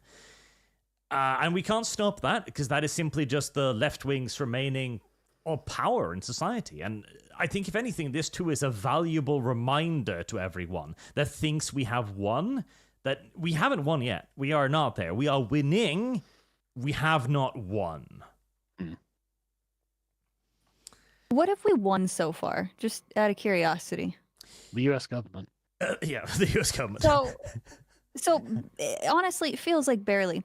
The U.S. government invited BlackRock to partake in the Panama Canal deal. Currently in the United States, BlackRock is being sued not once, not twice, not thrice, but multiple times for a variety of different reasons by multiple states, by multiple AGs. I don't think we're winning shit. But that's because I look deeper than the surface. So I just have a hard time of seeing anything as being an Well- actual W right now, because there's still so far to go. And until we actually separate from like BlackRock, for example, nothing's going to change. I think that practically speaking, that's not going to happen. Yeah, and it can't, because they control too much money, they control too many assets, and it's actually cruel to ask the world to suffer even just for a year or 2 or 3, because people do, they do need to put food on their tables. There's a lot of retirement funds tied to BlackRock, but how does this ever truly get better? Like, this is why I say this is literally the best that humanity will ever have right now. It's all downhill from here. Probably. I mean, the best I think we can realistically hope for is BlackRock producing base things, right? And they're never going to, so long as I think the head 10 people. No, the 10 people in charge, forget it. There's the thing. What we are winning right now is the beginning, the slow grind back. Because this is going to take decades, in all due likelihood. Yeah, oh yeah. It's going to take forever. But the very fact that DOGE is doing what it's doing is a big help. The tariffs, we will see how that works out. I think the problem with Trump's plan is largely that he is, in essence, has a 10-year plan on a 4-year term. Yeah. And I think that's going to bite him really bad. The thing that scares me, and this is going to get into real misogynistic territory, is without repealing the 19th Amendment, hear me out, unfortunately the right will lose every single time when it comes to the abortion issue. Well, actually, because women are crazy. No. A lot of women are against abortion. They just have to be married, basically. And so, what is the left ensured? That women don't get married. They ensure that women divorce. They ensure that women are alone by the age of 40. Yeah, well, it's about really scary. That's about a third of American women are like that. Mm-hmm. So yeah, not great, but technically that is still the minority and can be worked around. And basically, we just need to make sure that young women understand that that's not good. I mean, these older women should provide quite a good example of why you should probably have a family, right? As like millennial women are starting to fucking lose it, man. Oh, yeah. Well, all of them are. And then you've got, the incoming adults who are being raised on nothing but this greedy culture of, you need to be the one making money. You need to make sure that you only go with a 10. You need to sleep with as many men as possible because it's all about having fun. It's about living, the hedonistic lifestyle and things like that. There's no parenting anymore. There's just none. True. And that's not good. And just a general, a cultural thing. There was this, which I brought saved for a specific occasion. This seems like a good one. Single women own 1 million more homes than single men in the US, and the gap is growing. I wonder if there's a very common event that would cause a woman to become single and a homeowner at the exact same time. Well, and then women also have an easier time getting loans than guys. Oh yeah, there's special programs for giving women loans because they are women. Yep, especially ones that have been divorced, especially ones that are single parents. Those are 2 independent programs that they get financial assistance from the government. And then the other thing that we have to watch out for is because of all of the loans or whatever that were given out during the pandemic, there's going to be a big housing market crash because a bunch of loans haven't been paid off. So a lot of people are actually about to become homeless on top of all of the unemployment. And a lot of those are going to end up being women. So it's just going to get worse and worse. Well, as unemployment starts becoming a genuine problem again, unironically, we might actually be benefited by harder times because things are about to get shitter. Yep. Things are about to get a lot shitter. Yeah. I love how doom and gloom this has been. This is great. Oh, that's the world, isn't it? Unfortunately. Well, the thing is, I do believe that we are on the right track. The problem is it will take a decade, and many of our problems can only be solved through extreme, painful measures. Like the fact that America has sold out most of its manufacturing base to China can't be fixed easily. Like that needs to be fixed. It can be fixed with tariffs. Exactly. But tariffs are going to suck in the short term. That's exactly true. Dan covered this on the podcast today, and I was like, I didn't get to watch it, but I was like, oh, what's going on with the tariffs? He's an economist. He was like, yeah, basically, it's got to be done. Yeah. It's got to be done. It's going to suck, but it has to be done, or else everything goes downhill and collapses. And it's like, okay, well, there we go. Yeah, it's that simple. It should have been done 20 years ago. It wasn't. Now it's going to be worse. Yep. Buckle up. Yeah, we exported everything happily, and it's screwed everything up. Actually, so exporting everything was one of the ways that BlackRock could do what it did, because they were able to go invest in the companies that then produced the things overseas. Yeah. So there's a lot of tie-ins there. We handed an enormous amount of manufacturing power and with it economic power to our strategic enemies, and now they're punishing us for it, for reasons we never saw coming. Well, again, it's kind of we're punishing ourselves. I mean, yeah, we gave them this.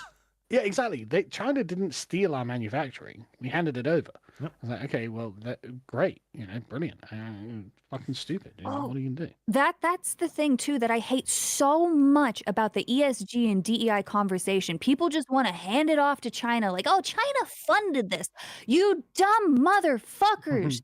The Americans bent the knee happily. You don't just offer something and then somebody just magically accepts it. They have to believe in it. They have to say, okay, yeah, we're going to buy into this system. The Chinese saw what was going on and they just said, oh, you want to play that game? Okay, we'll give you money for this. We'll keep putting money into these companies over here that keep doing these things. Larry Fink wants to say, hey, here's an investor score that's totally arbitrary and separated from your fucking product that you're producing. That's fine. We like to base our investments off the success of the product, but you guys do you. Yeah, it's fucking preposterous, isn't it? I mean, you wouldn't make it up. If you were like writing a novel or something, you wouldn't make it up that this had happened, because you'd be like, why would they do that? This isn't a Chinese master plan. It's them taking advantage of how fucking stupid we've been. Yeah, they must be like, they must be thrilled. And the thing is, the Chinese will be well aware that all this amounts to is the elites of the West selling out their population. They're well aware of this, right?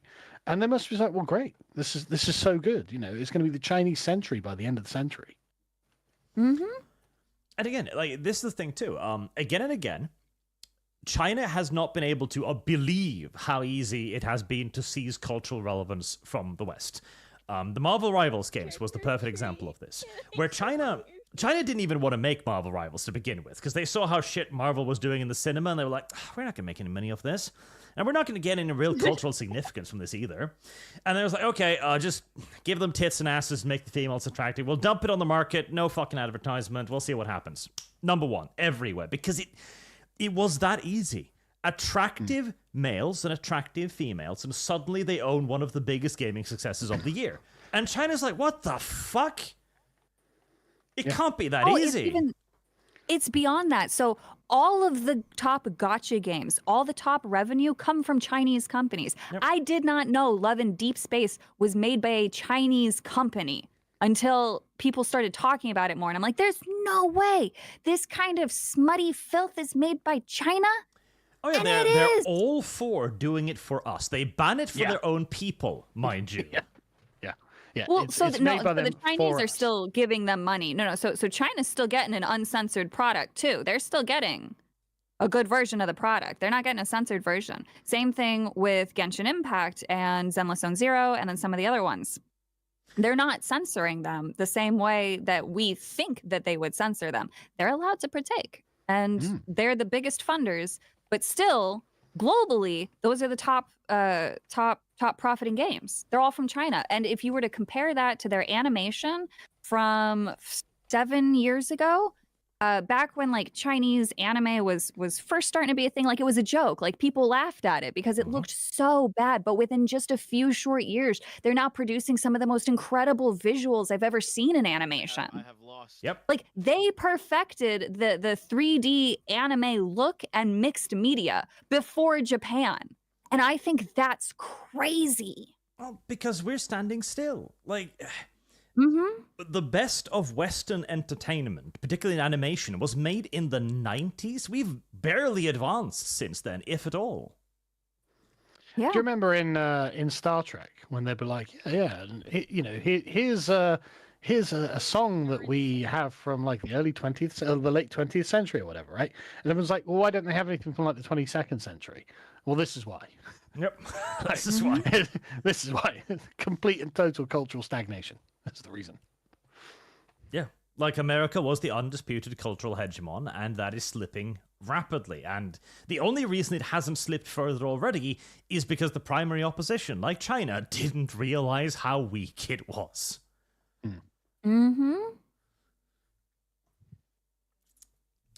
It's not going to be a good century for the West, I'm afraid. No, we got totally sold out. I just want my uncensored hentai, goddammit. Well, you can't have it. Well, gonna have to save the Western world. And that means sending people like you, Savy, to camps like they do in China. Yay! Will there be juice boxes? There will not be juice boxes. Oh. All right. Okay, let me get back to the Superchats then, as we have actually the hope. This was planned to be a 2-hour show to begin with. We've somewhat abandoned that idea, but we're closing in on it. Sorry. Oh no, this is not your fault. Me and Sargon have gone over the amount every time too. When do we get to the educational cultural discussion? Let's see. Marksman, 117. Sorry, that one. Sargon does realize he floats above the ocean, about the Mariana Trench, the abyssal holding horrors beyond imagination that gaze at him from the abyss. To get a glimpse of that abyss, Savy, can you give chat a ooh-woo? Spread the corruption. Ooh. Sometimes I don't know if it went through well enough. It did. Abyss. Sometimes my chat says weird stuff. Anthony, has Sargon been arrested by the UK yet? Because he actually spoke his mind over there on the Beanie Man's podcast. No, not yet. Nobody was waiting for you at the airport even? Not yet. I'm sure it'll happen one day, but it hasn't happened yet. Is that actually something that you worry about? Oh, yeah. It happened to your friend Callum, didn't it? Yeah. Oh. I mean, it's literally happened to employees of mine.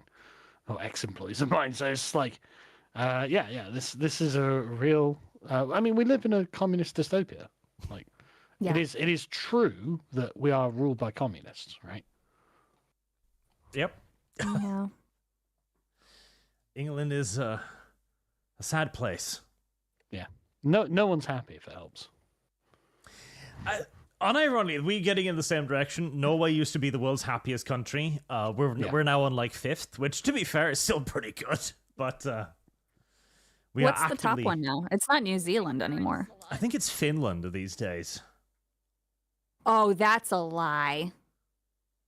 I don't know. Finland's been the world's happiest country for a while because they actually have some sensible government. Like, for example, they just fill out your taxes for you and then send them to you and go like, "Hey, do we miss anything?"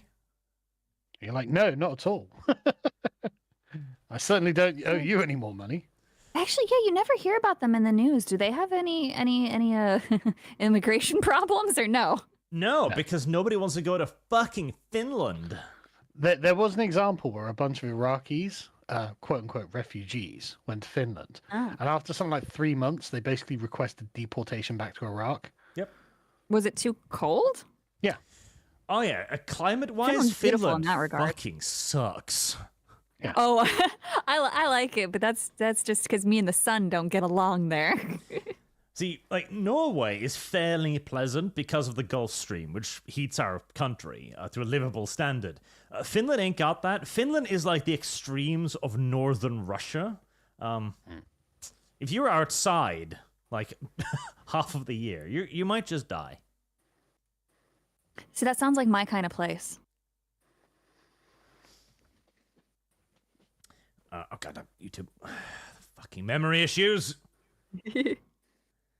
Roland Compton, I got my copy of Island 3 today. Beautiful book. Oh, thank you very much. I'm Mercenaries anyone. This weird, the ads are muted and it mutes the stream. God, I tell you, YouTube's war against ad blocker is going to fucking ruin this platform. Mm-hmm. Like, the amount of like back-end issues that has caused, like the constant disconnect and the desyncs and the data issues they're having. Lots of people are complaining about their chats not going through and so on. Like, they're going to kill themselves to try and murder ad blockers. Yeah, I mean, I to be fair, I do kind of sympathize with YouTube on this. It's like, you know, it's got to be paid for. Everything's got to be fucking paid for, you know. But yeah, what can you do? I get it. They want to reduce ad blockers. I understand. They probably do need to try. Fair enough, but they should really just focus more in on their YouTube Premium stuff, make it more worth it, get people over onto that, because that pays so much more than the fucking ads. It's not even funny. Yeah, I mean, I pay the YouTube Premium. But it's actually worth having. I hate watching the adverts. Mm-hmm. You know, it's not like 13 quid a month, which isn't cheap, but like, it's not that bad. Much shamed. Sorry, Sargon. Hope you have a miniature ready to paint and or scorch. Ready? Scorch? Art lost his soul last time he had Savy on. Well, no, I mean, everything's fine. Savy has been very well behaved and subdued today. Yeah, we're not talking about foot fetishes or educational content. That's true. Fire is the answer. This is why I keep Lumi very far away from this podcast chat. That's terrible. Frog Jupiter, the afternoon nap made Mexico lose Texas. Yeah. Guarantees citizenship. True. There's a Luxon Doppelganger. Vigilantism is the only way in Europe. I mean, unironically, I'm actually kind of... No. YouTube, no. That's true. YouTube, no. The answer is never that. Sorry, we're on YouTube. The answer is never that. The Dodger UK spent 2 weeks in Thailand, stunning oceans, dirt cheap, got sunburned, food poisoning, and felt an earthquake. Loved it. Girlfriend suggested New York, and I instantly noped the fuck out. Food poisoning, though. God, that is the worst. I don't like that. Mm-hmm. Talentine sounds like gelding should be on the table. Well, I mean, it has been in previous eras. And I bet it proves very, very effective in preventing further rapes. Mm-hmm. Sujad, keeping criminals around is a leftist problem. Yes, we even did other podcasts on this. There is absolutely such a thing as toxic empathy. Cuban922, fun on Twitter today, watching boomers cry about their 401ks and stocks, whilst endlessly mocking them for disenfranchising 2 generations. Chances at an easy future because they wanted cheap cars and TVs from foreign labor. Oh yeah, like, the history books will describe certain generations as just unironic sellouts. Yeah. And the worst part is, like, we know this too. Like, it's just treason. It's just genuinely treasonous what's happening. Yeah. Like, nobody was unaware of this fact. Like, okay, if we move all of our manufacturing to a strategic enemy, we will get cheaper stuff. However...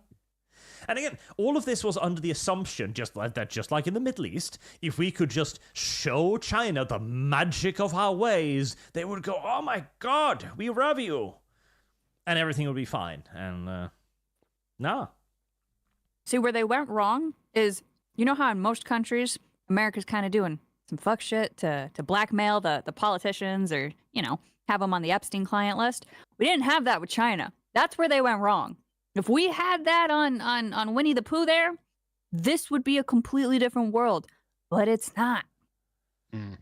We didn't interfere enough in their elections. Nope. Next in one, my dad is German. It is breaking his heart. I can understand why. Mm-hmm. Tarantine, best way to fix it sounds like it is to permaban Marxism and the left. All I'm saying is we still have bans against Nazi parties. Maybe it's time to extend the socialist ban. Sparky, how much of German stubbornness is actually guilt from their past mid-century shenanigans? Some of it, but like the energy stuff is mostly just because this was planned like a decade ago, and they're literally incapable of, like, a German error is an unavoidable error. Once a decision has been made to commit to an error, it will be done. Oh yeah, True. they just can't admit they're wrong. Yeah, no. And even if they know they're wrong, they will battle on ahead regardless. Yeah. Like, Germany that's started like fighting building... my husband.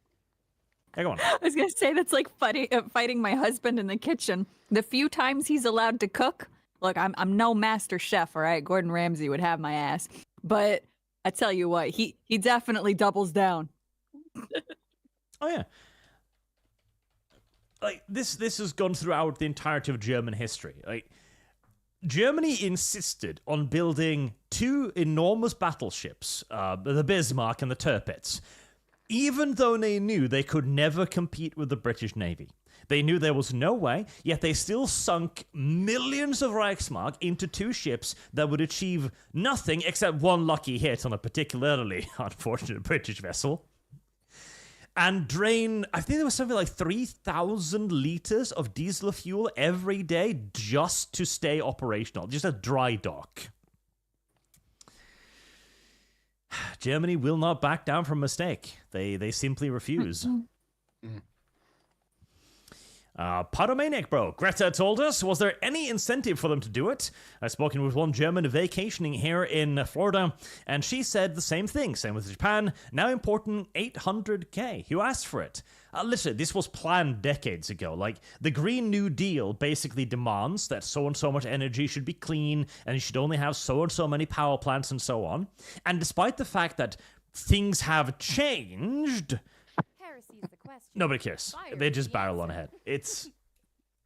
And again, I want to point out as well, like, the Paris Climate Accord, which Trump got out of the first time, is such an enormous fraud. Literally, they bragged about China signing it. Like, oh my god, China's on board. Yes, China agreed to increase their coal production whilst all of their competitors, like America, decrease theirs. Of course they will fucking sign. Oh, do you know? So that's one of the reasons why BlackRock's being sued. Have you seen that lawsuit? I have not. So very briefly, back in, I think it was December, the Texas AG is leading it along with 11 other AGs from other states as well. And basically, they're asserting that BlackRock, Vanguard, and State Street were bullying and artificially inflating the success of ESG to energy companies. And they claim that they have evidence proving that BlackRock said that they would pull investments from energy companies if they did not meet the ESG requirements. This artificially inflated the cost of energy for all Americans over several years and actually put us in the problems that we're in now. Would not surprise me in the slightest. In fact, I'd be shocked if it wasn't true.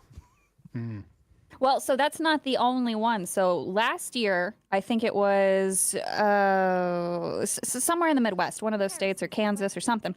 They started a lawsuit claiming the misrepresentation of DEI. Several other states have joined in. And then they have another lawsuit for the misrepresentation of ESG. And then Turkey, I think, is another country who's now suing them for the same thing. If this lawsuit in December does not end with a settlement with a fine, there's a good chance that we can actually see ESG being completely dismantled because of it. But it has to go into the public eye, and that's the thing that I'm most worried about. Yep, and this is going to need to pass through the court system, which is going to take 20 fucking years. Yeah, it's going to be a long time. There haven't been any updates since December, so... They did this to Gina Carano the other day. Like, I'm sure you know about her lawsuit with Disney, right? Yeah, and they're just dragging their feet on it. Yeah, like this is the strategy of big companies. They'll go like, okay, we need these and these documents for this discovery. And the company will go, okay, then they won't deliver. And okay, but you need to give us these. And they'll say, okay, and they won't deliver. And eventually you have to seek compulsion. You have to force them through legal means. And even then, they'll be, oh, we couldn't find this document. Like, this is how big companies play the game. This is how you cannot sue major corporations, because they will simply strangle you with time. Yep, because you have to pay for your lawyer, that you keep accruing costs. And if you don't get a surefire win, that's a lot of money to a lawyer that most people don't have. Oh yeah, like there's no way you pay for like 5 years of legalese against fucking Disney. I do hate lawfare. I hate it. It's such a gross thing. Oh yeah, it is a fundamental error in our legal system that just benefits whoever has the most money, especially corporations. I mean, honestly, I'm up for nationalizing lawyers. I want to replace all judges with fucking computers, so I'm on board. Well, at some point, AI will take them over anyway. It'll be fine. But like having it so that being a lawyer means you can only work for the government means that we're going to get so many fewer lawyers, right? And people are sort of like, oh God, what's the point? Lawsuits will just go away. It'll be great. Zaloxum Doppelganger. Hopefully, US can avoid the grimdark. We shall see. No. Blaze Stone. Regarding carbon bad when Britain, but good when China. Though process is simple, as per guest lecture when I was in HS, they are not as developed and wealthy as us. Therefore, they deserve our money to develop. Oh yeah, no, I have literally heard this argument. It's like, oh, but if India gets cars, they're going to like, the pollution is going to skyrocket. And I was like, but we can't deny the Indians having cars because we have cars. Like, Oh, good idea. You're telling me that the world will melt if we do this. Yes, but you're telling me we can't stop it because racism. Oh, well, shit. Well, there you go. Pollution is only, like, unironically, pollution is only a problem in Western countries. Yes. Yep. Zero it's fine if he was just honest about saying he liked it despite the wokeness. He wants to claim what chaos has touched Sargon, and he thinks it's a good idea to use the Flammenwerfer, and he thinks it's a good idea to use Flammenwerfer and build on the ash. I just think we should be claiming the things that they think are theirs. They shouldn't ever be able to feel like they own anything. Mm-hmm. Frog Jupiter, when you infringe on the rights of others, you forfeit your own. It's why penalty good. Why can't leftists' mind understand that? Or are they just evil? Every day I lean more and more towards the latter. Yeah, they are evil. Kaiser Jäger, Germans are ideological Marxists. Whatever the dominant ideology is, they will pursue the extreme end of it as fast and hard as possible. Oh, no. You know, unironically, you will never convince me that there isn't something genetic in certain people. Like, the Germans do this every fucking time. It's the same way that Russians cannot into democracy. They just don't want to. Like, they will enjoy the sham of democracy, the occasional trappings of it, but they refuse to commit to it. Yeah. No, it's totally true. Sajad, like Yuri Bezmenov said, party members would extol the virtues of the party right up until the firing squad opens fire. Remember that Wookiee that got stabbed and his girlfriend let him bleed out? Yeah, I do. Yeah. Saloxum Doppelganger, politicians should be prosecuted for the crimes the migrants commit. Oh, if only. Politicians should be prosecuted in general is something I'd like to see. Yes. Mr. Rich Low Pitch. Trump said he would protect women whether women like it or not. The profundity of that quote cannot be overstated. Wow. Even from ourselves? Yes. Especially from ourselves. Tarantine. Arch, don't forget the call migrants as Germans when they get German passports, so don't look so bad. Also, don't forget that the German left is putting in more anti-right stuff in EU. Of course they are. One thing that drives me crazy about like migrants and all that is the way they're like, oh well, I mean, you know, they're citizens. It's like, okay, how did they become citizens? Well, we signed a piece of paper. Well, can we not unsign that piece of paper? And they're like, no, you can't do that. It's like, why not? Why is it we were able to sign a piece of paper making them citizens, and we're not able to unsign that paper making them citizens? Why is that the case? Like, none of them's got an answer. There's no answer to this question. It's like, yeah, so maybe we should think about that, right? Well, Well, then they slap you with, but that's wrong. Yeah, but they can't explain why. It surely is Don't just you as have wrong. any care? Yeah, and then they'll start bringing up other stuff because that's what they do. They just sit there, cry, and then make it about something else and distract you. Yeah, but like by their own logic, like if they can do that, then we can undo that. Otherwise, you're doing something against the will of the population that can't be undone, which surely is anti-democratic. Mm. Yep. And the only response to when they go, but, is no. Yeah. Simple as. Yeah. Brian K. Why should the US even save Europe from a Russian invasion? Okay, this is one thing that actually does annoy me with America. It's like, who will save you from Russia? What Russian army? Right? The Russian army doesn't exist anymore. Also, like the Russians just haven't exactly done very well. Yeah, no, the Russians aren't the danger here. Yeah, I don't know why everyone's like panicking about the Russians. It's like, look, I don't think they're coming, bro. Yeah, they got their asses kicked by Ukraine, and they might now win the war in another like 3 years. And I don't think we're worried. Yeah, I'm not worried about the Russians. Even if they rebuild, what are they going to rebuild? Well, we're going to produce more of our 1970s tech tanks. Like, oh, yeah, the Russians don't have high technology. No, they just have a suicide button essentially with the nuke. That's it. Infinite raw resources. So okay, well then why are we even arguing with the Russians? Let's just buy their resources and fuck off. It's just fear propaganda. Without a perpetual problem, then the left cannot control their little turkeys. Yep, Totally true. And again, I'm entirely for the EU putting more money into defense. We do need to have our own proper army, but it ain't the Russians we're protecting ourselves from at that point. Murky Product, we are one step closer to converting Sargon to the land of freedom, guns, and cheeseburgers. I saw you had grits. Yeah, they were all right. I've never had grits before, so I was like, okay. Yeah, you're not missing much. I thought they were quite nice.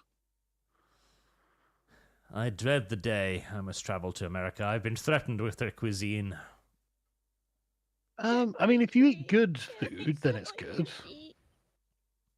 It's a very profound statement. If you eat good food, then it's good. Yeah, it's easy not to eat good food. That's the thing. To a Brit, it's particularly easy. No, in America, it's easy not to find good food. But when you do find the good food, it is very good. Frog Jupiter, be German, denuclearize, return to oil and gas, buys Russian oil and gas, funding Russian war machine, gets mad at US for appeasement. Why are they like this? That's literally everything that happened. Again, like, Germany so did this to themselves every step of the way. 100%. It's so fucking stupid. Like, none of this was necessary. And the thing is, like being aggressive with NATO as well. What are you doing? What are you doing? Why are you doing this? You know? Why do we have to have Ukraine? It's silly. Like, let Ukraine be the grave of the fucking Russian army and just be done with it. Yeah. Mr. Next Anyone, the problems are the solution to the people guy. Not so good. Sargon, any non-posed history of England books? Oh, yeah, loads. I mean, Churchill's History of the English-Speaking People is really good. Oh. Very, very readable. Zoloxon Doppelganger. If the ballot box is negated, next is bullet box. Let's hope we don't get there just yet. Blaze Stone. Flat income tax rate solves all problems. Graduated business tax rate by size of business also solves all problems by ensuring big business must be profitable and small ones are encouraged. To be honest with you, I'm at the point where I genuinely think that businesses shouldn't pay taxes. It's an entirely destructive thing because people pay taxes. Like people, human beings pay taxes. Like the US concept of the corporation as a person is a mistake and needs to be undone. Like corporations are not people. They don't earn money. You know, it's the people in the corporations that earn money. They're the things you tax.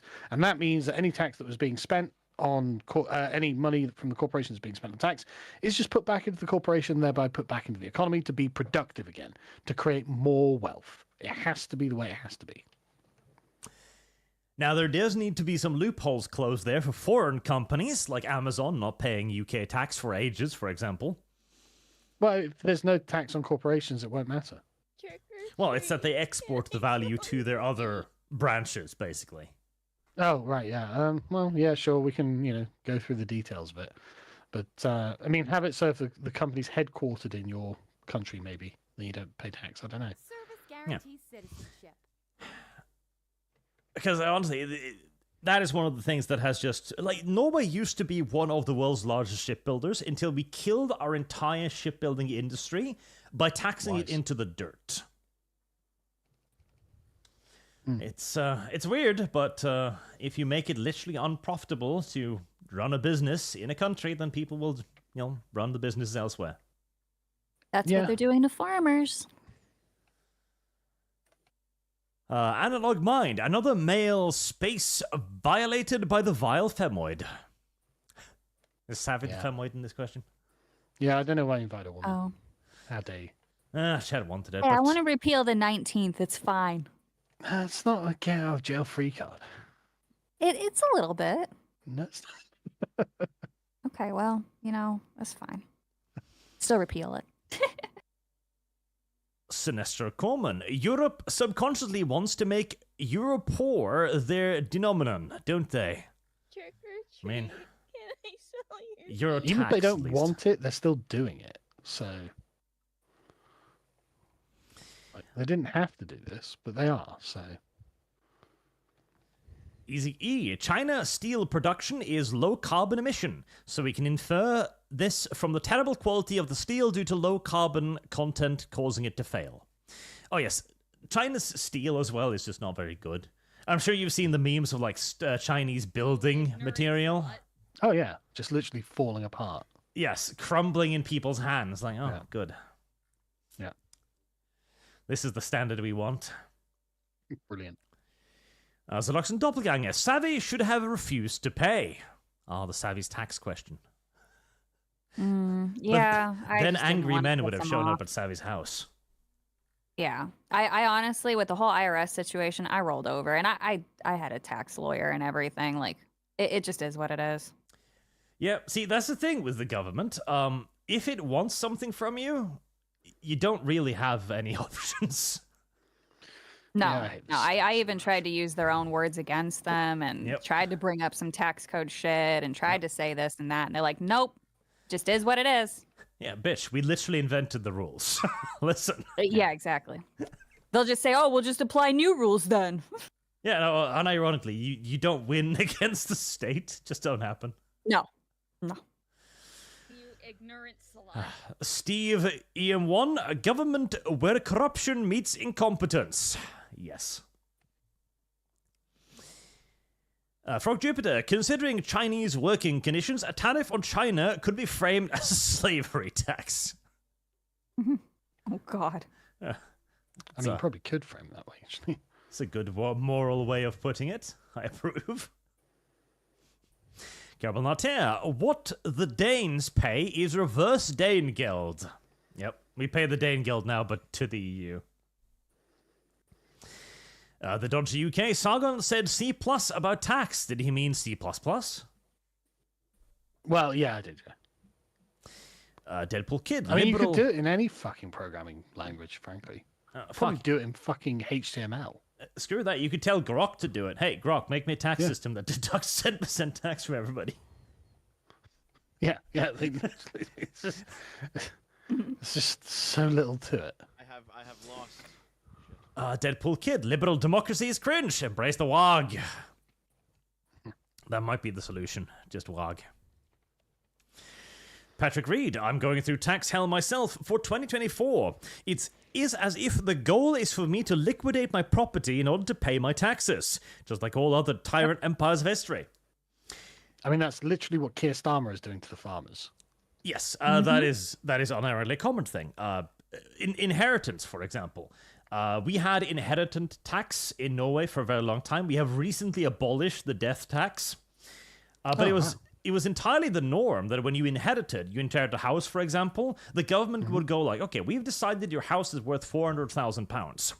We want 30% of that. And you're like, I don't have that. Well, shit, sell the house. Thanks, government. But I grew up there. Tough. Yeah, maybe you should have thought about that. Yeah, Canada's no better. We had to have that conversation with my grandparents because it's like, for as well off as my parents are, they don't want to deal with any of the taxes that happen after the fact. Yeah, this is unironically why in many countries parents need to like give away property or sell it at a very discounted rate to avoid enormous taxes like this. Yeah. Yeah, I mean, they need to think about it. actually selling it just to your kids, man. Yeah. Literally, you need to sell the property to your kids so they can go like, no, my parents don't own it, so I'm not inheriting it. That's what we did here for my grandparents. We bought the house, and then like, okay, well, you can live here for however the fuck you want. That's fine. And so when they passed away, we weren't hit with hundreds of thousands of dollars in inheritance tax. Yeah. I mean, honestly, I'm probably going to have to speak to my parents about this. It sucks too, because you don't want to bring up the conversation of, listen, I'm going to have to buy your house. No, no. Why? Yeah. Because otherwise the government will take it. Yeah. It's so fucking retarded. Yeah, we lost a bunch of land too in Poland over disputes and shit, and then just family being dumb and not understanding the taxes and all that's involved. Deadpool Kid, Moshi Shlomo, I need your help with the laser's aim. Lasers? I'm confused now. Matthew Hammond, Rupert Lowe and Jeremy Clarkson need a UK party. Well, Jeremy Clarkson won't join a party. He's not political, but he could speak well of one.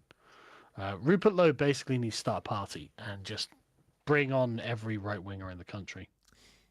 I don't know about Jeremy Clarkson either, man. Like he's been getting radicalized quick when he engaged in farming in England. Oh yeah. Jeremy Clarkson's exposure to local council politics has been amazing. Like, he's honestly like so important. I'm so glad that he made that series, because like I've been trying to talk about like, you know, the American farmers too getting screwed through liberal legislation. And, like people just don't get it. And I'm just like, go watch Clarkson Farm. Like the same, borderline the same things happening here. Yeah, and like the tyranny of the fucking petty functionary is just insufferable to watch. Oh yeah, and again, his reactions are like, okay, so there's an animal on my farm eating my crops. Yes. Okay, so I can kill the animal. No. Why not? It's illegal. Okay, what's the punishment? Jail. Fuck. Yeah. This, incidentally, is why you don't ask for permission. You just shoot the animal. You fucking burn it, okay? Yeah. Don't tell anyone. Don't let them know. Just. Yep. We had a problem around here with not foxes, of course. They didn't exist. They were non-existent fantasy foxes. Yeah. And they were committing non-existent fantasy vandalism all over the property, so I non-existently fantasy got rid of them. No, you didn't. I did not. No, those Minecraft foxes, man. They'll eat your potatoes. Yep, they remain fine and happy and continue to vandalize to this day. Okay, Jack. I ran for local council in 2019 with UKIP. The people I met and worked with understood the value of actual knocking on doors and meeting people on the street. We didn't have enough active people. Yeah. Yeah. And this is also because, you know, people don't want to think about politics. They'd rather not, but it's not a luxury we have anymore. Sandoom, I'm donating this as I'm enjoying that the discussion are staying on topic and going off on completely unrelated subjects or arguments. Sparky, the saying goes that empty mind is the devil's workshop, and it seems Keir's mind is very, very empty. Echo reverberating the empty. He's literally just a liberal ideologue, right? And so he wants to do all of the most radical left things that there are to do, but he is first and foremost devoted to the system. right? He thinks the system is a liberal system and therefore it's perfect. And so he'll do whatever he needs to do to fix the system. So, for example, Keir Starmer's claiming to have deported 24,000 illegals. I don't think he has. I don't think it's true. But the point is, he's like, the system demands that everyone follows the rules. And so these guys didn't follow the rules, so it's justified for me to deport them. Even though in every other case, he would say, no, they need to be brought in as asylum seekers.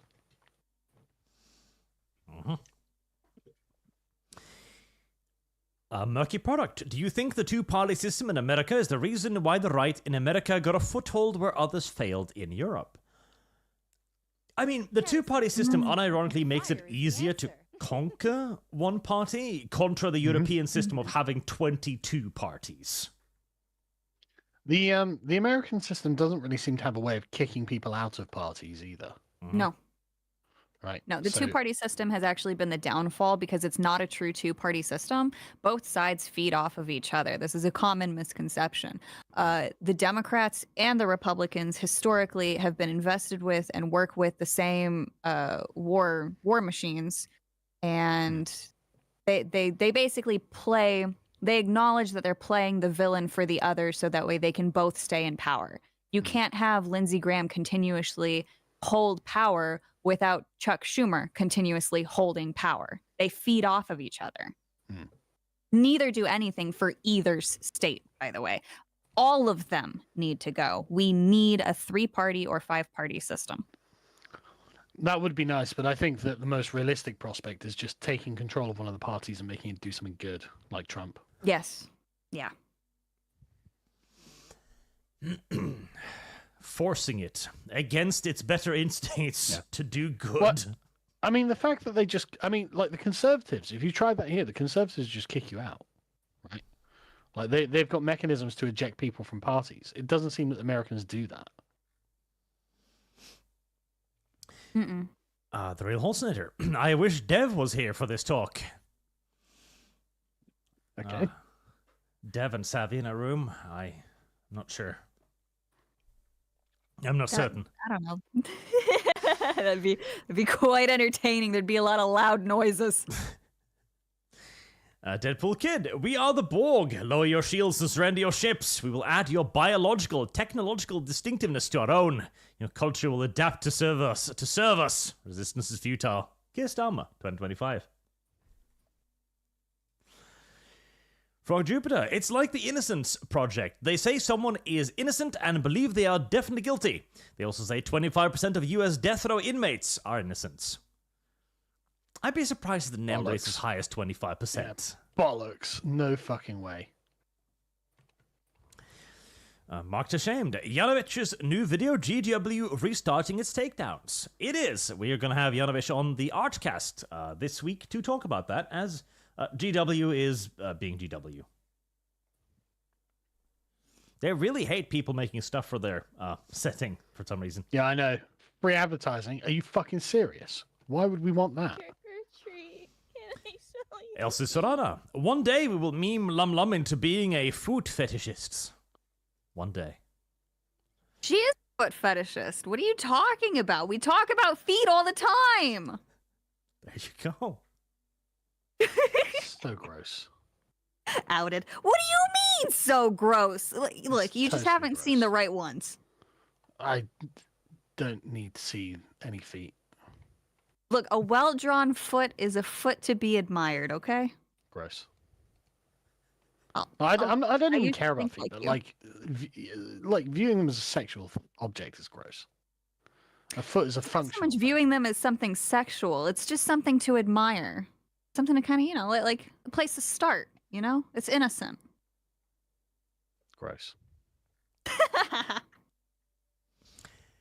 Skizhbruskishinsky Krushkowski says there's no magic soil. It is the magical whites. Don't tell them that. They'll start occupying us more directly. We watched that clip a few weeks ago about the one black guy who's like, where are you white people going? I'm going to follow you. He'd understood. Frog Jupiter, how much is the Lightbringer review fund at? I think it's only like $50. I'm Just glad. a quick thing. I saw an amazing TikTok video of this African man explaining to an American black woman that white people were obviously superior. What's her fucking problem, right? And the thing is, it's the funniest train of logic you've ever seen because it's basically irrefutable. Because he's like, well, look, we didn't have planes or electricity. You know, the white guns. The white man come and they have planes, they have guns, and they have buildings, they have machinery, and we had none of this, and so they must be superior. Otherwise, how do they have these things? And this American black woman is just sat there, po-faced, like, but silent. Because what are you going to say to that? Like, if some fucking culture turned up and had, like, you know, interdimensional teleporters or something, I'd be like, okay, yeah, they're better than us. You know, I mean, obviously they're better than us. And so it'd be fine for me to say that. You know, I'd be like, yeah, well, duh. You know, but the American black woman has had, like, essentially generations of liberal indoctrination to tell her that that is a verboten statement. And so she's got nothing to say. It's the funniest video in the world. Like, this is a thing that has been happening within America for a while now. The whole, like, Afro science sphere is Oh, God, yeah. fucking amazing. Like, I've seen a guy literally arguing that the reason why we've invented AI is specifically to distract black people so that they don't remember that they have magic and overthrow the whites. What? Oh, yeah. The whole sphere of that, like, black people come from space. They used to be like 12 feet tall. That's not serious. I thought that was all like memes. Oh no, No. They believe it. that is that is very much so serious. Yeah. Why did NASA have to get my hopes up with the meteor? I thought nature was gonna do the funniest shit. But now we're not gonna get hit by a giant meteor.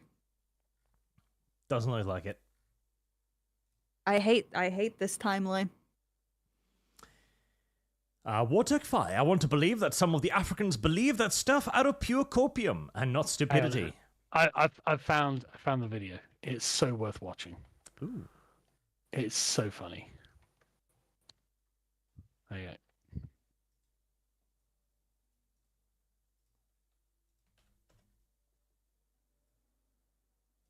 Let's see. Created that name white supremacy. That's correct, from Africa, because we are just amazed by the things they've done. Well, we describe them always by inventions, that's all. They can command water from far away through tubes into their bedrooms. They can command water from far away through tubes. It's totally true. It's Holy true. shit. We can do that. But I love the way he put it. Yeah. I know, it's Take a amazing. bucket of water from the next lake, you will be drowned. They can put electricity. We never had one in Africa. They have airplanes fly over us. It's amazing. Everything they've done is the reason my people say these people are superior, not because of slavery. They came to colonize us, and they brought things we have never seen before. They gave a king a mirror, and he was dancing and sold his people away. That probably happened. That's the worst part. Yeah. Yeah, I don't doubt that he's telling the truth. Like, he's not wrong. How is he wrong? Mm-hmm. He's not. He speaks about it with the same kind of reverence as like sometimes when I make comparisons to like the Japanese culture, you know, it's a reverence and appreciation for what another culture has achieved. And there's nothing wrong with acknowledging that. Why is it only bad when it's fucking admiring America or white people? I don't understand this. It is totally straightforward. And he's just saying, look, they invented a bunch of stuff we didn't invent. Therefore, we think they're brilliant. Never seen makes sense. Boom, and kill somebody right away. You know what they used to do in the Congo? Right. They put dynamite in the rocks, and then they hide the switch. And then when they point their finger, it go boom. And the Congolese till today, they call the white man kiboom, the sound of the dynamite. Oh, God. And then they Look go at her down, face, though. And they go like this. If they're not superior, why do you see every picture when a white man arrives in Africa, we're bowing to them? We have never seen a gun kill a human being. We have never seen a mirror. We have never seen a radio tune in and somebody speaking from England, the Queen's voice. So for us, all these things, these people must be really superior and close to God. They used to have a joke in Ghana that when God said, let's pray, the white man opened his eyes. The black people were covering his eyes. So the white man saw how God created the world. That's why they are so good at what they do. And I'm telling you, these are folklores from which we grew up. If anyone told you that white people came to Africa to tell us they're superior. It's a lie. They never said that. Now, to be fair, the white people did come and say that they were superior to some extent. Mm-hmm. In fact, this is a very interesting part of the war in Africa between Germany and England, the First World War, where they were noticing that the Germans tried to maintain their superiority over the blacks. They always tried to act in the way that they thought the blacks thought they would act to maintain it. There was a scene of some white people fleeing on a boat and being panicky, and the other white people would chastise them and beat them up no, don't act like that in front of the blacks. And this actually allowed the Germans to retain control over many more African tribes in their areas than the British thought was possible. The British also understood this as well and also placed themselves above them. They acted in a way that was superior. They was no, we are here to take care of you. We will demonstrate this in our actions and our entire manner of being. This was why the French lost Vietnam, by the way, because they didn't do this. This is precisely what George Orwell describes in the essay Shooting an Elephant, right? Where he's the one, white guy in Burma, and there's a rampaging elephant, and everyone's just like, okay, white man. And he's like, yeah, okay, so I had to go and get the elephant gun and march down to deal with this rampaging elephant, right? And so he ends up getting this entire, 2,000 fucking people following him, being like, God, the white man's going to shoot the fucking elephant. This is going to be amazing. And he hated it. He hated every second of it because he was like, look, you're wearing a mask and your face grows to fit it. You change to become what they think you are supposed to be. And George Orwell hated this because he was like, no, I had to be aloof and remote and in some way kind of emotionally hostile to the population. And he was a kind man, so he didn't like this at all. But there's something to be said for it, I think. There's something, be the white man that they think that you are. I think there's something to this. I mean, that was how the colonial dominance was established, by making them believe that they were different. But also by actually being different, right? If you actually hold to a certain set of standards that other people don't hold to, and these are difficult to maintain and they are hard, but they produce a certain kind of person with certain kinds of qualities, then sure, that kind of person is in some way quote unquote superior, but it's not like a genetic thing, it's a behavioral thing, right? It's they act in a certain way that is just kind of unnatural, really, and difficult to uphold. But you do produce excellent people. Those people are often just having a hard time of it, like George Orwell, right? Yeah, you gotta walk the walk. Exactly. It's often very unpleasant. Yeah, and you then become relied upon by the locals, and you've got to keep up the maintenance and the facade. Exactly, and it's difficult. There was the tale also of the British Railway being constructed in Africa, and how there were lions just eating the workers. Oh yeah, and the workers just kind of accepted this. There's lions, and they're eating people. Stay near the fire, I guess. There's a channel on YouTube called Wild World, and he mostly does nature stuff, but he does documentaries about man-eating animals and how they get killed, right? Mm-hmm. And there are loads and loads of tales of this all over Africa, all over Asia, where essentially, a tiger or a lion or an elephant or something will be rampaging through these native villages, and it'll be some English big game hunter who will come in and be like, no, I've got to stop this. And so, it's a long story, and often these animals can be really fucking clever and dangerous, and there are long stories on how they finally kill the man-eating tiger that's killed 400 people or whatever. It's really, really good. Yep. It's awesome stuff. Let's see. LSPL Anime Guy watched the Fat Electrician video on the IRS on his Fat Files channel. Had to do with the SC here because YouTube keeps hating me trying to say the truth. Fuck you, YouTube, and fuck the IRS and their democratic overlords. Remember when they hired 80,000 new IRS agents? Do I have to? Fuck you guys. You know what I mean? That's an army of occupation. Fuck off. I know what your game is. Trevor Noah, did you see that a Universal XX said Christopher Nolan's The Odyssey will be a cinematic masterpiece that Homer himself would quite likely be proud of? Oh, yeah, I bet it will be. I did see that. I did see that, and I hope he said it from the Viking fucking long ship. Yeah, why do they have a Viking long ship? I genuinely don't know, because I don't know where they're filming this, but surely it must be even harder to get a hold of a Viking longship than a trireme? Well, the thing is, it wasn't a trireme that they had. No, it was, what was it, Proctocron something? Yeah, something like that. But they're just called the Black Ships in the Odyssey because they're giant, like, black ships, black painted ships with like an eye painted in the Iliad with an eye painted on the prow. They're not very elegant because they're 3,000 years ago. Yeah, they were fairly primitive. Yeah. But the thing is too, like, why a Norse ship? Because the problem with the Norse ship is that it's got the clink build, which makes it immediately visually distinct because the overlapping timbers. Yeah. It's like they didn't even try. Like it returns to the thing that we all complained about weeks ago. Like they don't even try. It's not even the bare minimum of effort. Yeah, and just a little bit of effort would be more than enough. Yeah, if a Viking longship is all you got, okay, at least add some plywood outside the fucking clink build timber. Just anything. Marksman 117B, I have heard that the Innocent guy was confirmed MS-13. Oh, well, there we go. Interesting. The Sober Viking, I would like to thank Arch and Sargon for pointing out some of all the things that is going on. It has helped me beat my depression, and I've even lost weight from 155 kilograms to 130, and going strong. My deepest gratitude.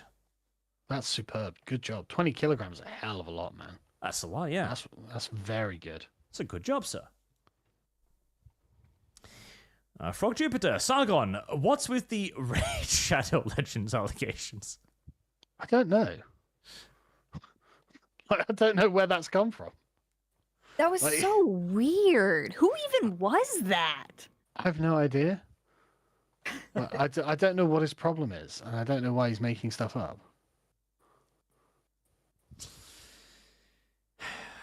The Sober Viking, this and my last message, total 220 for Scorn. I will add that in, sir. Thank you.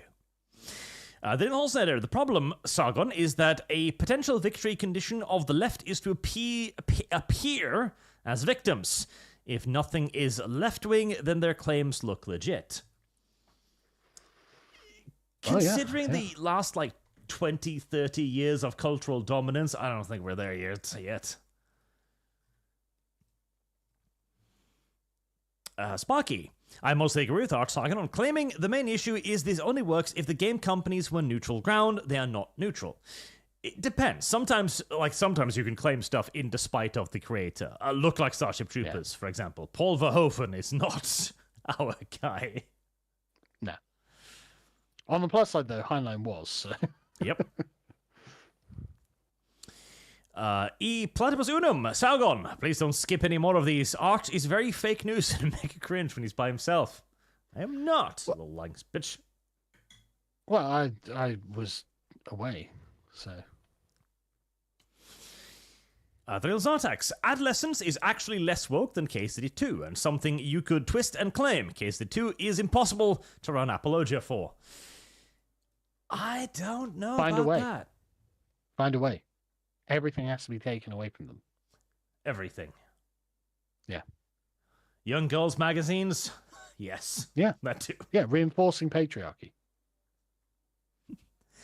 Spoofers, Art, are you aware that you spelled Sargon's name wrong in the title? Vita Bravita. I am now, and I fixed it. Listen, I'm dyslexic. I can't help it. It's not my fault.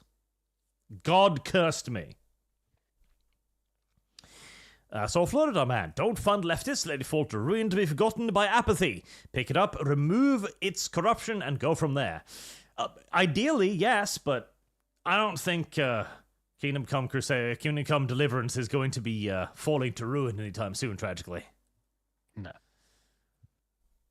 Sometimes things are too successful to allow it to die. or to have it die at all. Well, Kingdom Come Deliverance, you can easily claim as a right-wing game. So. Yeah. Zero Firewater, also Kingdom Come 2 isn't a pro-Christian game. It's a pro-chosen people game from what I saw in game.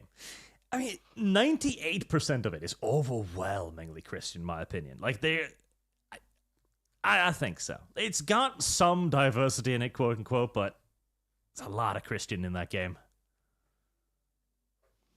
It's a 99% Christian country that appears nice. Vitaly Klemenchuk, game recommendation of the week. Trepang 2, one of the best single-player FPS shooters made in recent years. Great soundtrack too. Trepang 2, I have not heard of it. I might check it out later. No God Codesmith, no kids on the internet leads to no anonymity. Possibly. No, that's not what I meant when I said that. That's for a broader topic, but I believe that parents need to parent their children. You can have anonymity online. It's just a matter of retraining parents, retraining the culture around raising children.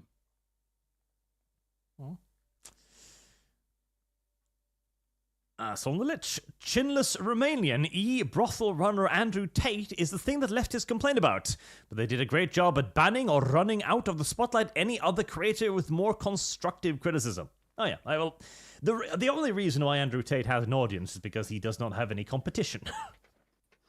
Yeah, and not only that, it's literally just we're not allowed to have men's things. Yeah. And so the one guy who is just like, well, I don't care because I appear to have ran a human smuggling business, etc. Yeah. He's going to do it anyway. Weirdly, this doesn't affect him. Strange that. Insane linguist, the so-called toxic masculinity is masculinity trying to express itself in a feminine way. That is a great way of putting it, actually. Yeah. Blaze Stone, also looking forward to this in future Saturdays, where we see if art has principles, or will be a leftist and betray his audience once again. For one, I'm hopeful that Bartley has principle and integrity. Very fun. Dev has already been banished for the time being until he works on his fucking response videos. Father Jack the Enlightened. They use Tate because he gives the perfect face for what they want men to be branded as women can do no wrong, while men are the world's biggest problem. Yeah. I mean, Andrew Tate's like the heel for them, right? Yes. Like he's the perfect heel because he does exactly what they want him to do as the villain. Mm-hmm. And so they bring it up time and time again. Yeah. The DOGE UK. Adolescence is like a male explaining about periods and moods to a girl. Teach, they right, but not. Service guaranteed citizenship. Tech, they're right, but not. I didn't know that is kind of it. It's you're trying to explain somebody to somebody who has that thing when you don't, and you can't have that thing. President Irina Vladimir Novoputna opinion on many RW figures weirdly being anti-anime. The one medium that actually still has some traditional views and or is just actually good media. Right-wing, I guess. I have simply started to define all right-wingers that are doing things that will upset the majority and thus lose us the culture war as left-wingers. Simple. It's gay. Yeah. What are you doing? Stop being gay. You attempt to be trying to sabotage us, sir. I think you're an enemy now. Yeah. Michael 11, just focus on manipulation in the show. Race swaps in media are a given. Black Tarzan when? I would love to see that's a great that's a great point. Race swaps are a given. Like don't worry about it. That's not the important thing. The important thing is the feminist matriarchy that is overruling society. Like once that's gone, all the race swapping stuff falls away as well. Mike 11, Black Rock and others are monopolies. We have solutions. We do unironically have to widen the definition of monopoly. It's like Google is, for all sensible purposes, a monopoly and should be treated as such. Yeah, it is the internet, basically. Yes. I don't care if they don't own 100%. They own too much. Agreed. Father Jack the Enlightened. Aside from the 19th, to bring men back, you need to repeal the marriage and family courts. No man is going to get married when he can lose everything. Men do get married even though they can lose everything. Men are stupid. Mm-hmm. The thing is, the thing is about the marriage thing. Yes, but there's I'm not. It's not that I'm not sympathetic, but like I am frustrated with this conversation because it's not. It's like women saying, "Well, I mean, if 1 in 10 men murders a woman, then how do I know which one? Do I put my hand in a bowl of M&Ms if one of them's poison?" And it's like, look, this is where you have to use your judgment, right? This is where you have to be the person who decides, is this person going to do X or likely to do X, or is it they're likely to do Y? Unfortunately, it's not a perfect system or anything like that, but you are still going to have to do this. There's actually no choice here because we do still need to form families. So, no choice comes entirely without risk. Yeah, exactly. But use your best judgment, basically. And good luck. Zerify Water. Also, Arch, would you eat Indian food with 2% shit? I don't think there exists Indian food with less than 2% shit. Yeah, you probably do. I'll go straight to China and Korea, giving me stuff I like rather than buying woke infected things. I'll let the past go and go somewhere else. You'll go to China to avoid woke infested things. I mean, yeah. They're probably not very woke infested in China. That's true. You will get a fair dose of good old-fashioned communism, but it won't be woke, at least. That's true. Lord Frostwind, I don't doubt we need to reclaim, but how? Take Helldivers. How do we claim it when the devs still entrenched in the fascism nonsense? Because Helldivers is unapologetically pro-human, and the left are anti-human. You can simply use that against them. And whenever the devs say something stupid, okay, yell at them for it. Apply Snake when necessary, and then simply allow the entire fan base to be our side. Yeah. Blaystone, final super of the day. Germans aren't flexible in thinking. Americans assume everyone is like them. The French are romantic to an insane degree, while the Canadians trust and respect authority to an insane degree. Thus, Dev. What about the English? Curry. Yeah, there's something. The English, since World War II, the English have been in a kind of moral unity with the state and political system and have real trouble understanding that it's actually completely against them at this point. I think that understanding is coming, but like what they can feasibly do about it is quite far away on the horizon.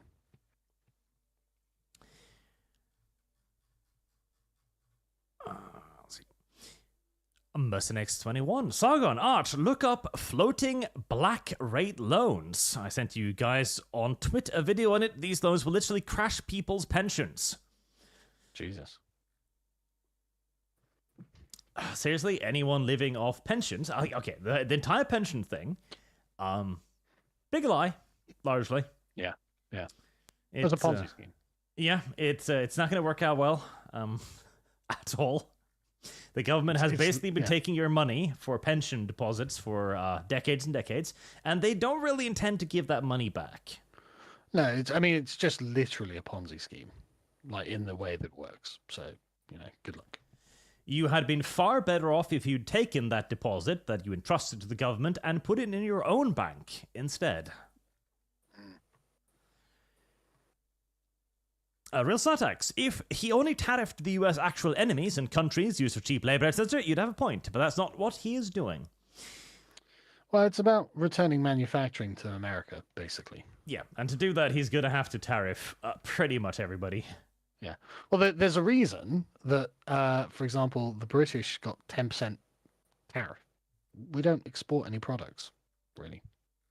Mm-hmm. Whereas China, I think, was it 20, 25? Oh, God, I need it. Yeah, no, it's 36 or something, wasn't it? It was quite high.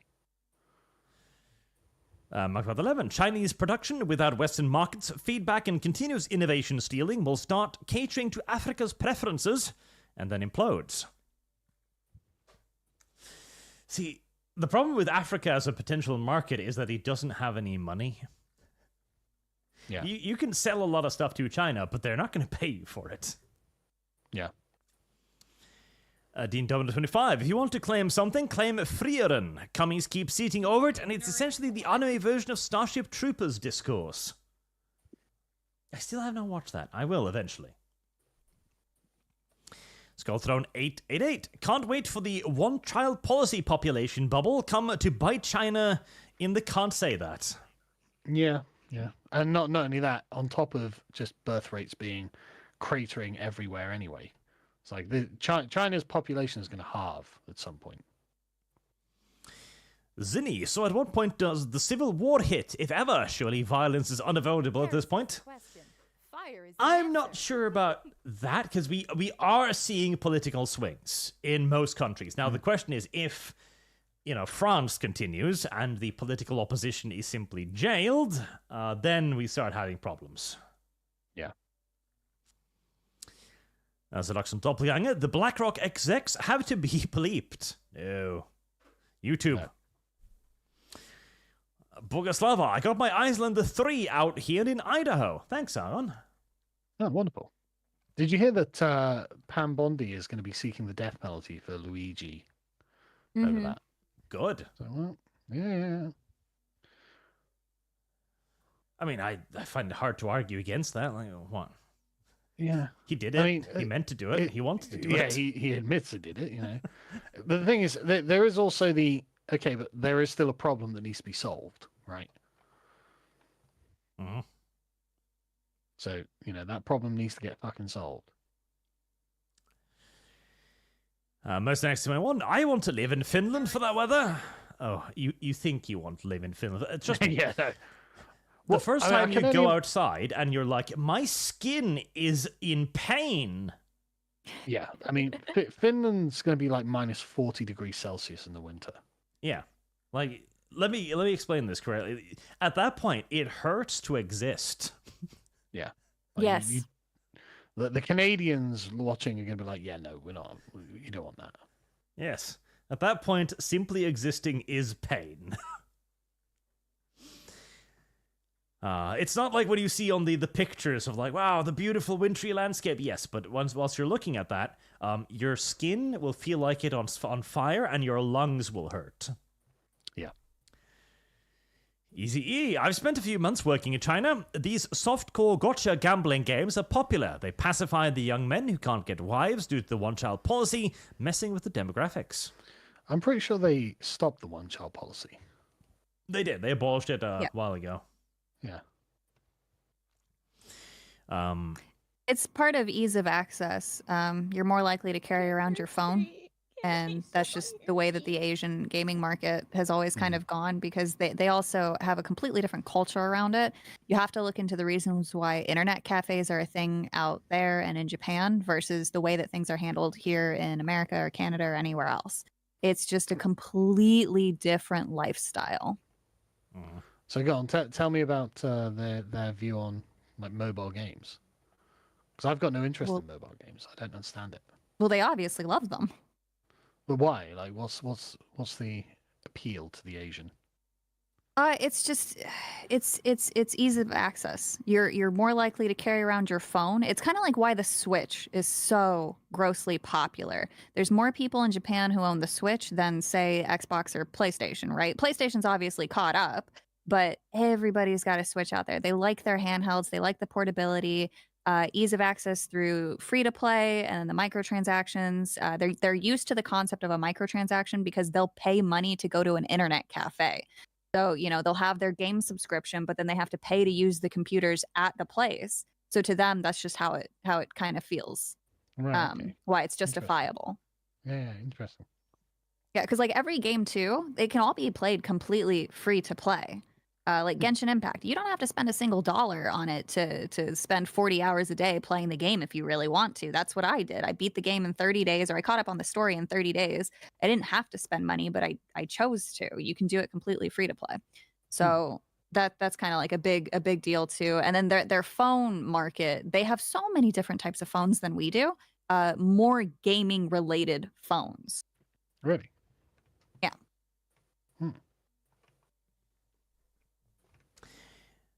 Mercenaries, anyone? I hate the weather in California more than politics here. California heat's really nice though, because in Texas, for example, it was really, really, really humid, whereas California is really dry. And if you're going to be in the heat, you definitely want to be in the dry heat. That is true. Wet heat is shit. Yeah, it's awful. It's not fun.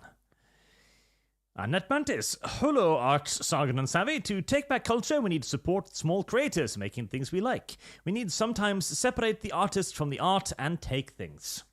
We do. Jeff D got back to Chicago from Japan on Friday. I kind of want to emigrate, but they won't let you have guns there. That is tragic. Mercenaries 21, the same with anyone involving tech, my dad and me. I warned my data the mistake of getting AT&T. Data? Dad, I guess? Don't know. Deeth6227, I swear they could beat the ad. Block. All they have to do is stop having full screen ads that stop the videos you actually want to watch. Fallout New Vegas. The advertisers probably wouldn't go for it. See, the primary thing that's screwing over advertisers is simply how fucking annoying the adverts are. Yeah. It's a vicious cycle where adverts are ignored and then they become more aggressive to making sure you can't ignore them. Then you want to ignore them harder, and so the ads get more aggressive, and here we go.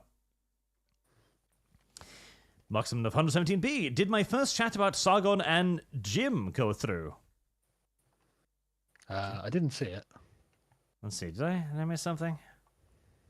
Then YouTube deletes something? Oh, there we have. There's a whole bunch of things that YouTube just...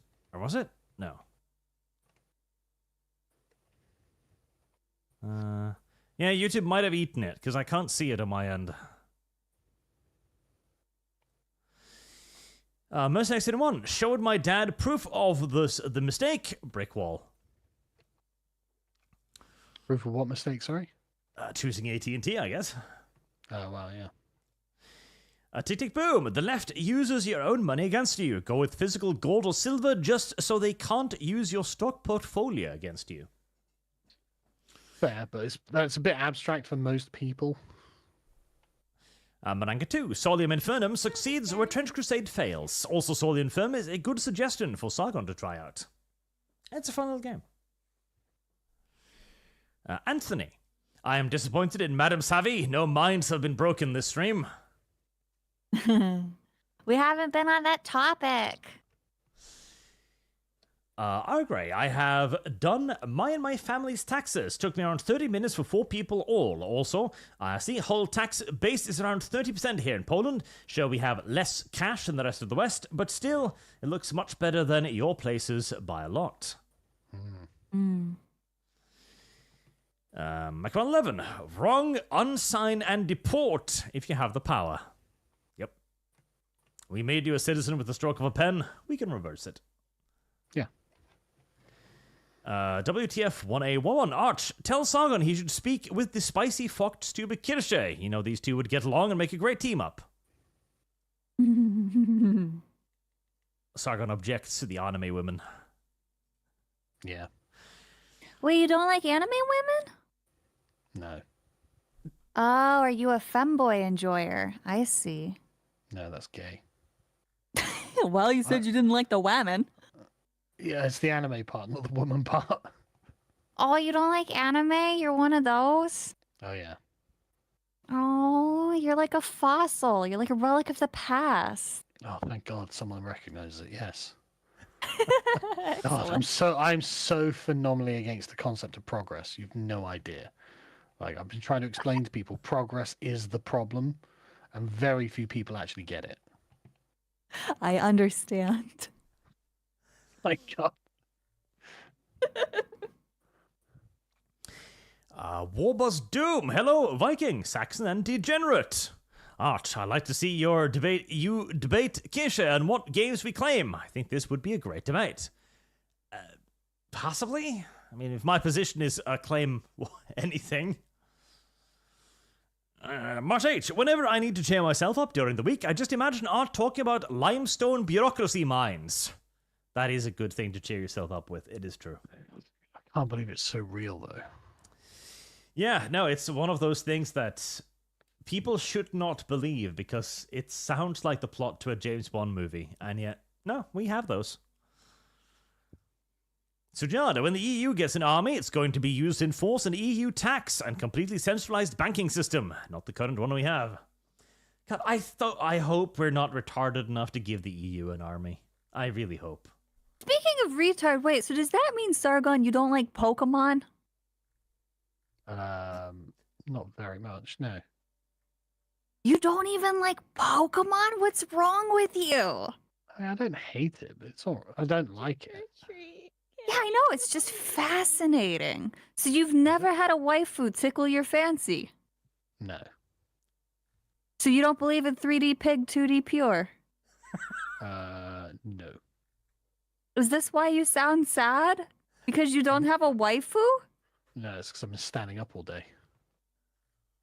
Yeah, you could sit and enjoy a waifu. That would make you happy. I mean, I'm married with 4 kids. Why would I want any of this? What do you mean? I don't understand what that has to do with having a waifu. I don't understand why I would be interested in any of this. Well, because it's enjoyable. It fires off the neurons and the electricity in the brain. Oh, God. Look, man, you just haven't found the right Lucario. I'm going to help you out. I'm going to send you some material, and we're going to get you on the path. You are certainly not. I most certainly am. It's my honor to do such things to help you. Really? Mercenary, X-21. Unless the space aliens interfere directly, I fear vigilantism is inevitable and unstoppable. I am praying for a miracle at this point, or it's 40k. And people are corporations. We are under maritime law. Are we now? I don't know if we're under maritime law, but we certainly have some problems.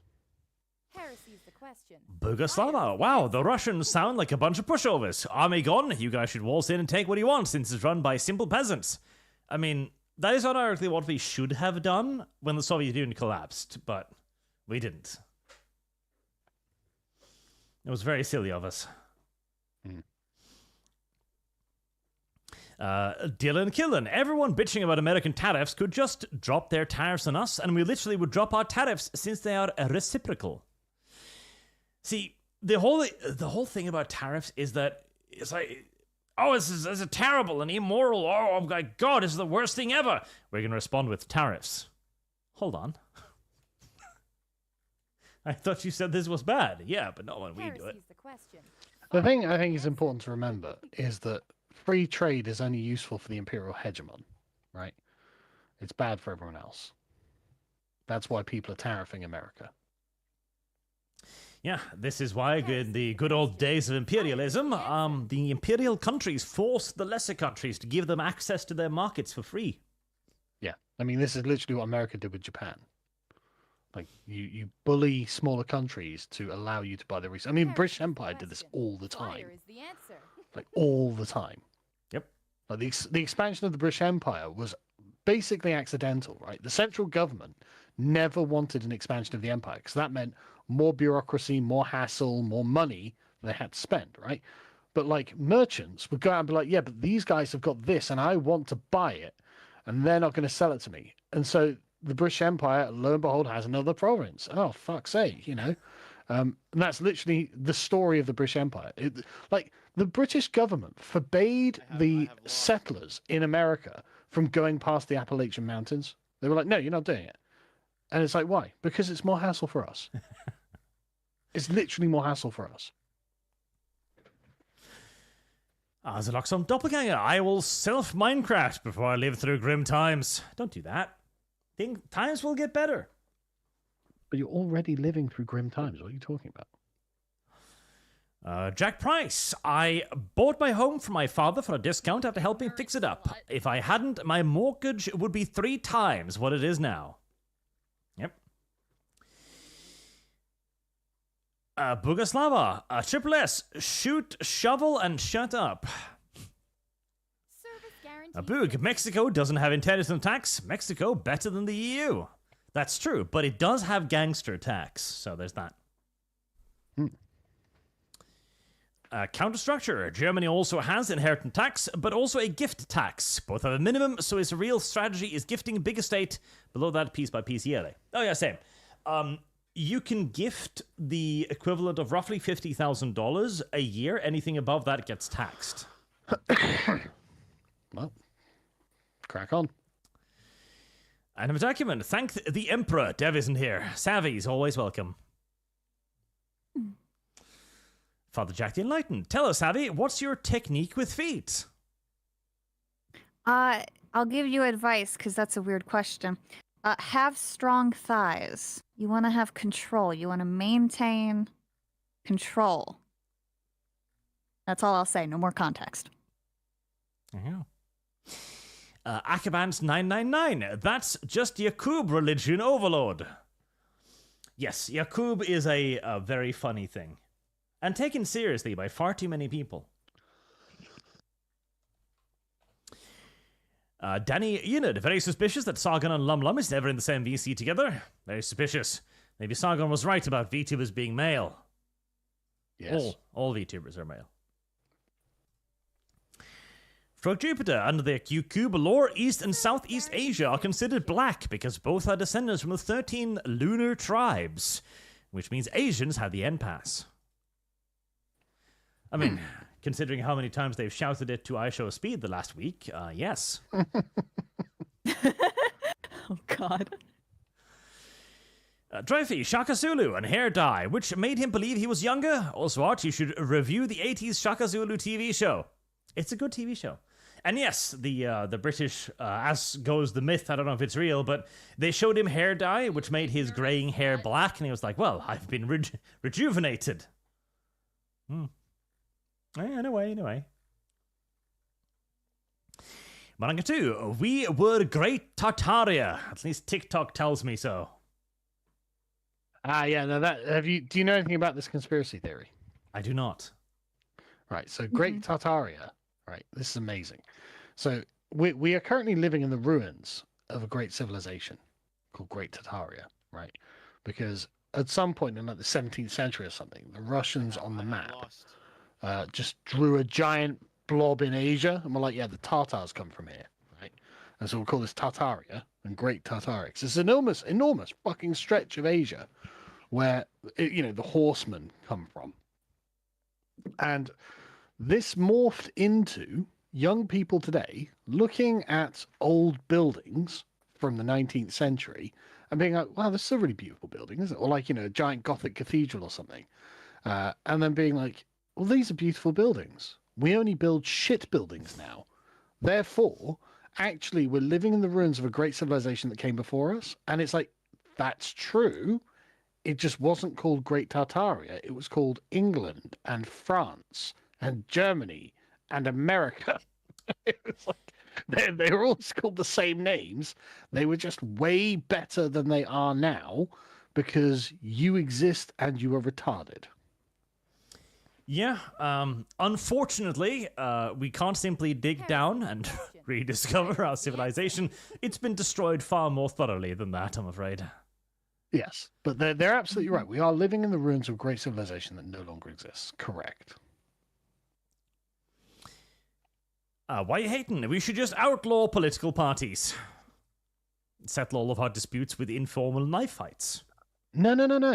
I like this idea, right? So there can be no formal alliances between politicians. I like that idea. So you can't be like, oh, I'm wearing the red rosette. I'm going to run in this constituency, and they vote for the red guys every single time. Therefore, I'm definitely going to get in. No, you've got to go and persuade people. Look, I'm not part of a party. I'm just a guy from this place. Vote for me. Okay, why would I vote for you? Well, I'd like to do this, this, and this, and this. You've got to actually explain yourself. You actually have to have a platform of your own. That'd be amazing. actual work and actual politics, you're crazy. I know, right? I know that's absolutely bonkers, but it's such a good idea. Alex Roberts, thanks a lot, Carl, for providing dadism in a world of gay race communism. Oh, I do my best. But anime still exists, so. It's superior. How can you hate anime? There's historical stuff too. Well, even as a defender of anime, I don't know if I'll buy that. No, there is good shit out there that's like, gritty or Viking related or some stuff that kind of covers history. It's not all frou-frou jiggling tits and femboys. It's gay. Yeah, and to be fair, Thorfinn is pretty femboyish. Well. Knight of Caliban. Hi, everyone. Late to the show. What did I miss? Also missed Sargon last week, then watched Timcast IRL, and there he was. He was in America. Yeah. I was. Dryfee, Ghosts and the Darkness with Val Kilmer was good. That was very good. Marksman 117. The guy who was claimed to not be a gang member was confirmed to be part of MS-13. What happened was his convictions were in other countries and he didn't have a record here in the US yet. I haven't seen a deportation without a previous order attached. It's so weird how if we just arrest the people with MS-13 tattoos, they always turn out to be a part of MS-13. Strange that. Amazing. Zero Firewater, I see you guys want to repeat history rather than let past go and embrace new things. I reject the rainbow flag, I reject the woke, I refuse to take the left stance while they push further. Well, see, here's the thing. If we assume that everything, if the left keeps claiming stuff and we never claim stuff, then eventually, no matter what new things we make, it'll be claimed by the left. Yeah. Like, even if me and Sargon, as we are working on our own setting, if we make a thing and we control it, like, no wokeism, eventually we die, and the next guy is like, yeah, diversity. No, it has to be explicitly carved out intentionally. It's Conquest Second Law or something like this. It has to be expressly right-wing, or it becomes left-wing. And that is something we need to maintain, and it's something we need to continue to push and claim things for. Angel of Escarton, The Ghost and the Darkness. Rip Val Kilmer. Is he dead? Yep. Yeah, he died the other day. Oh. He'd had health problems for a long time, I think. That's too bad. But yeah, he was a great actor. Valumior, Art, Sargon, you guys should watch the old Polish movie Sex Mission and ask yourself, does this remind you of anything? The old Polish movie Sex Mission. I'm not sure I want to. There's a Polish cultural comedy from 1984. Boy, that sounds complicated. That sounds amazing. Threadnought, Sargs, Arch has gone crazy. He seems to think KCD2 shouldn't be left to starve. I think you should check him for progressive pride flag. This might be him coming out as a trans black lesbian. I mean, if KCD2 starves, I'll be all for it, but I don't think it's going to happen. It seems too popular. The Titterpig Rancher. We're in the fourth turning of La Strauss-Howe generational theory, the crisis of the 80 to 100-year cycle. While things look bad right now, the burgeoning uprising as postmodernism during this era is a sign of victory. I can only hope. Zedekai, how can we claim something that's lefty with lefties saying we support left-wing ideas? Mansa Musa spouts lies, but what stops lefties from saying I support that if I buy the game trying to claim it? You tell them no. Ultimately, the most effective tool, the most functional and effective rhetorical tool against leftism ever invented was made in Italy. It goes, me ne frego. And God, I wish I could claim that term, but it's a bit too damaged. It's a bit too close to the edge. Yes. But unironically, just telling them, no, I don't care what you think, that's where we need to arrive at. We need to stop thinking that we have to argue every position to exhaustion, because they'll just wear us down. Yeah, but it's like arguing with a child. You just, at one point, you tell them, no, the sky is blue, shut up. I hate to say this, guys, but I have to go. So it was very nice meeting you. Thanks for having me on a course, Arch. And I will see you next week. That will. See you, Sargon. I can't wait to corrupt you with anime. No. Bye, guys. See ya. Bye. Our 2-hour show is currently going on 3 hours, 23 minutes. Shee! I need an AI to read my super chats. That's the revolution we need, the industrial revolution. They have that. That exists. Where? I need it. Well, I mean, it'll do the auto reading as soon as they come in. For after the fact, I don't know. That'd be an easy thing to make, I would think. True, but then people won't give me as much money anymore, because they do this mostly to make me suffer. Father Jack the Enlightened. As a married man, I get your mindset, Sargon. My parents are still married after 35 years, but I'm speaking of the single men that see the problem today. Well, we're only like 10 years away from robot waifus, so hold on. Hold out for the cat waifus. They're coming. I actually I saw Elon on Twitter the other day being asked, like, so, genetically engineered cat girls, is this still coming? And he's like, absolutely. Yes, that's the science I want. Once he's done with DOGE, he'll take all of the money we spent on corruption and just pour it into cat girls. That is the science I support. Taratine, Arch, Chinese stuff in Africa keep getting robbed by the locals, and also the Chinese manufacturers are actually praying for Westerners to come buying stuff. Yeah, selling things in Africa is challenging. And it's going to require a lot of armed guards.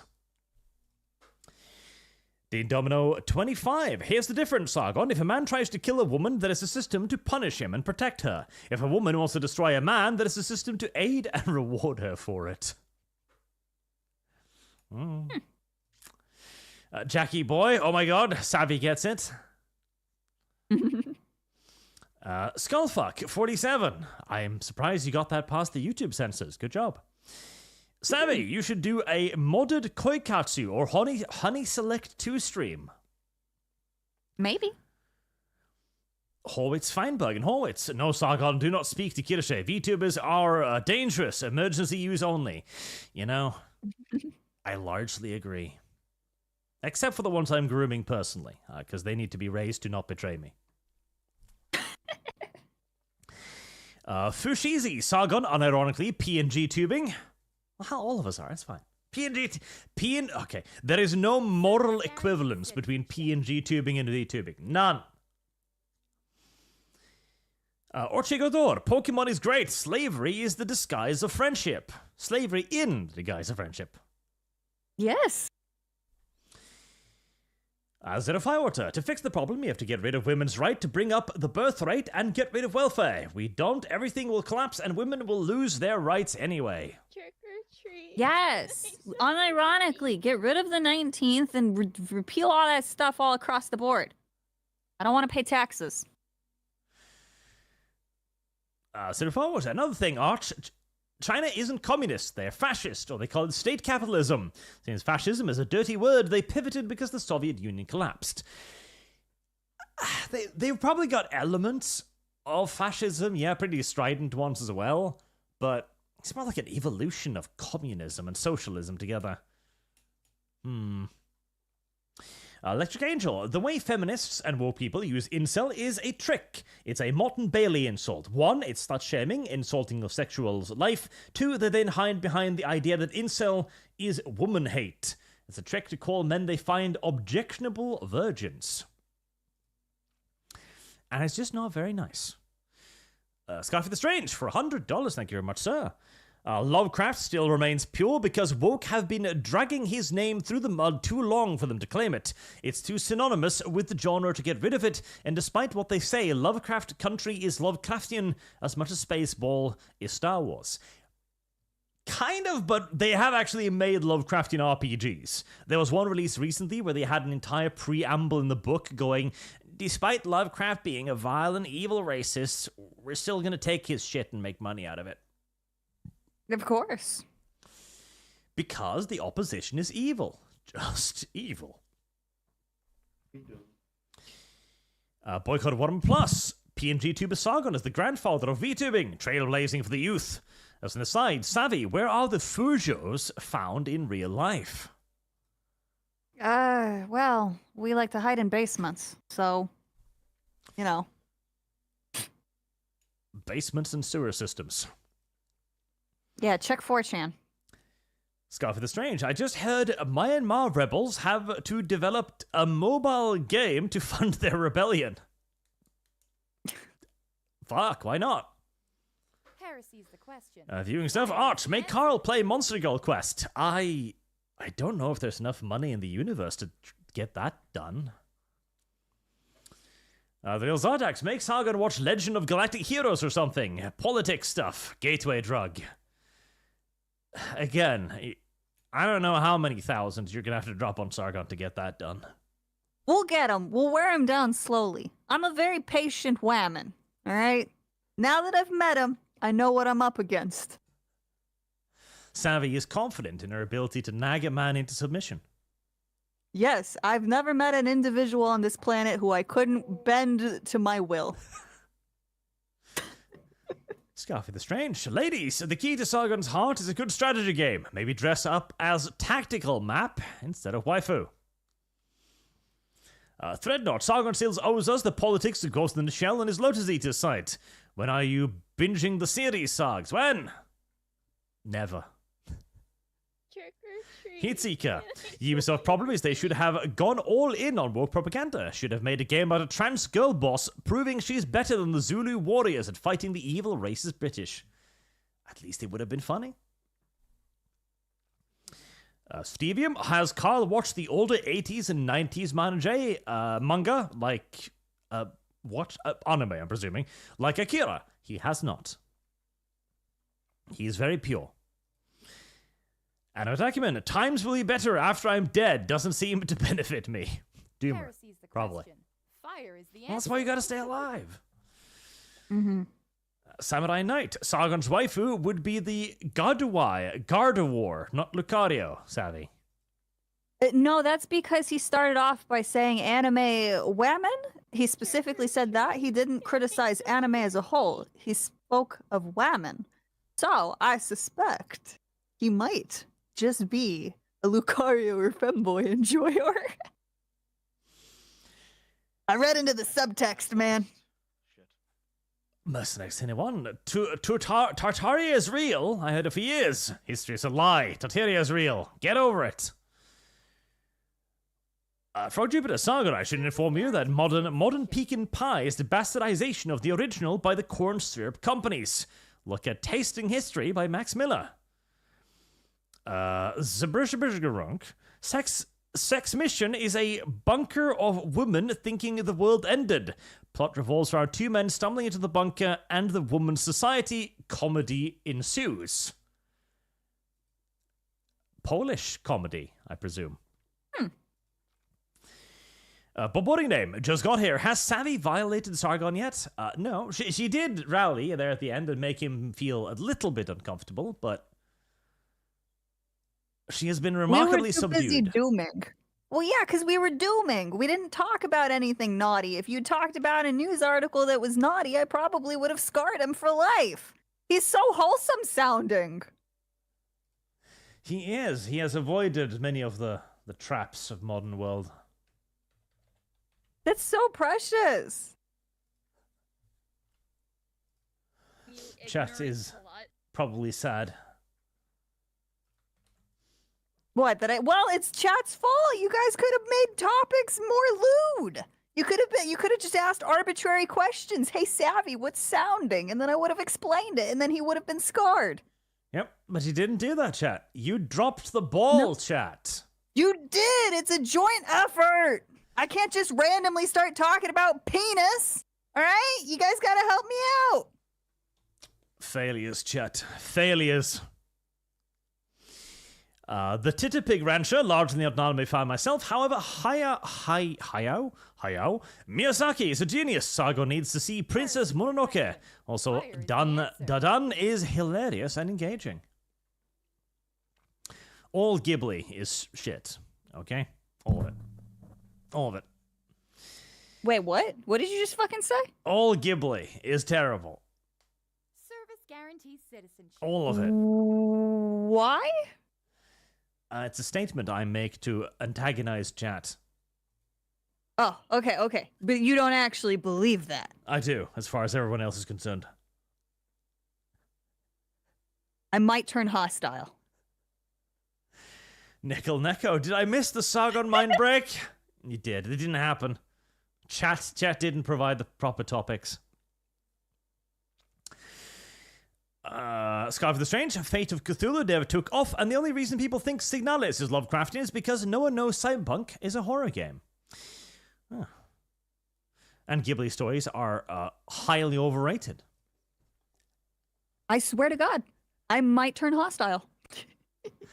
Akabans999, 4chan is just full of girl. Also, art, how far is Overlord? Rising Hell.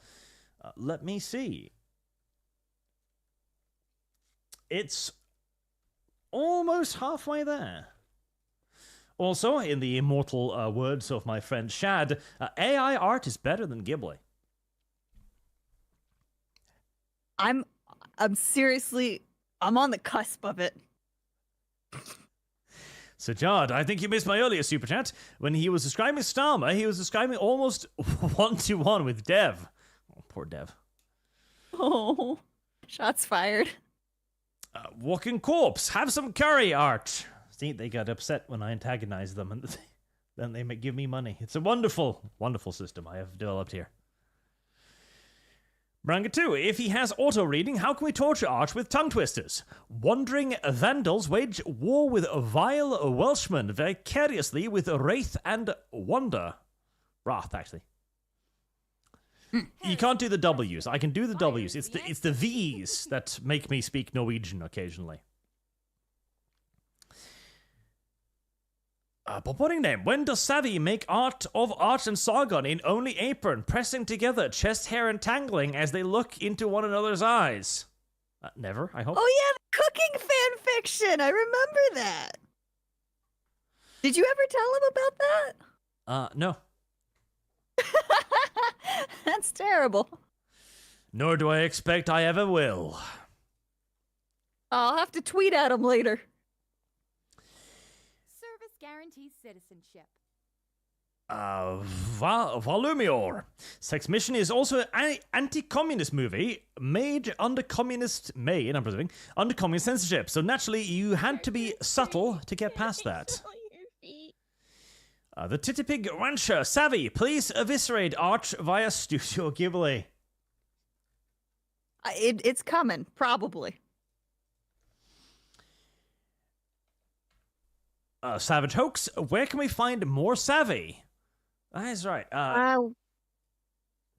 Twitter? I don't. Yeah. Twitter and YouTube. Right now, I'm a little slow because I don't have an actual full-on computer. I'm still working on that. So I just kind of stream and put out videos when I can. But the editing process is really slow and frustrating on these two things. So. Let me pin that in the comments so you can find her Twitter. Yeah. Savvy be warned. I do want to warn people. I do draw not safe for work stuff, and I do sometimes draw femboys. So if you don't like that, I'm not offended, but I am warning you. Also tits. Also that, but mostly femboys. I don't know. It depends. It depends on the mood. Right now, I'm kind of obsessed with some of the Genshin guys eating pine cones. That's not a metaphor for anything. I'm literally obsessed with drawing dudes eating pine cones. But there's also some lovely waifus whose boobies I've been drawing obsessively. So. Maleficus Shai Khan, Curry Fund. How much more? You're lagging behind. It's only $2,432 out of 5,000, and you've only got 5 more months. Shame on chat.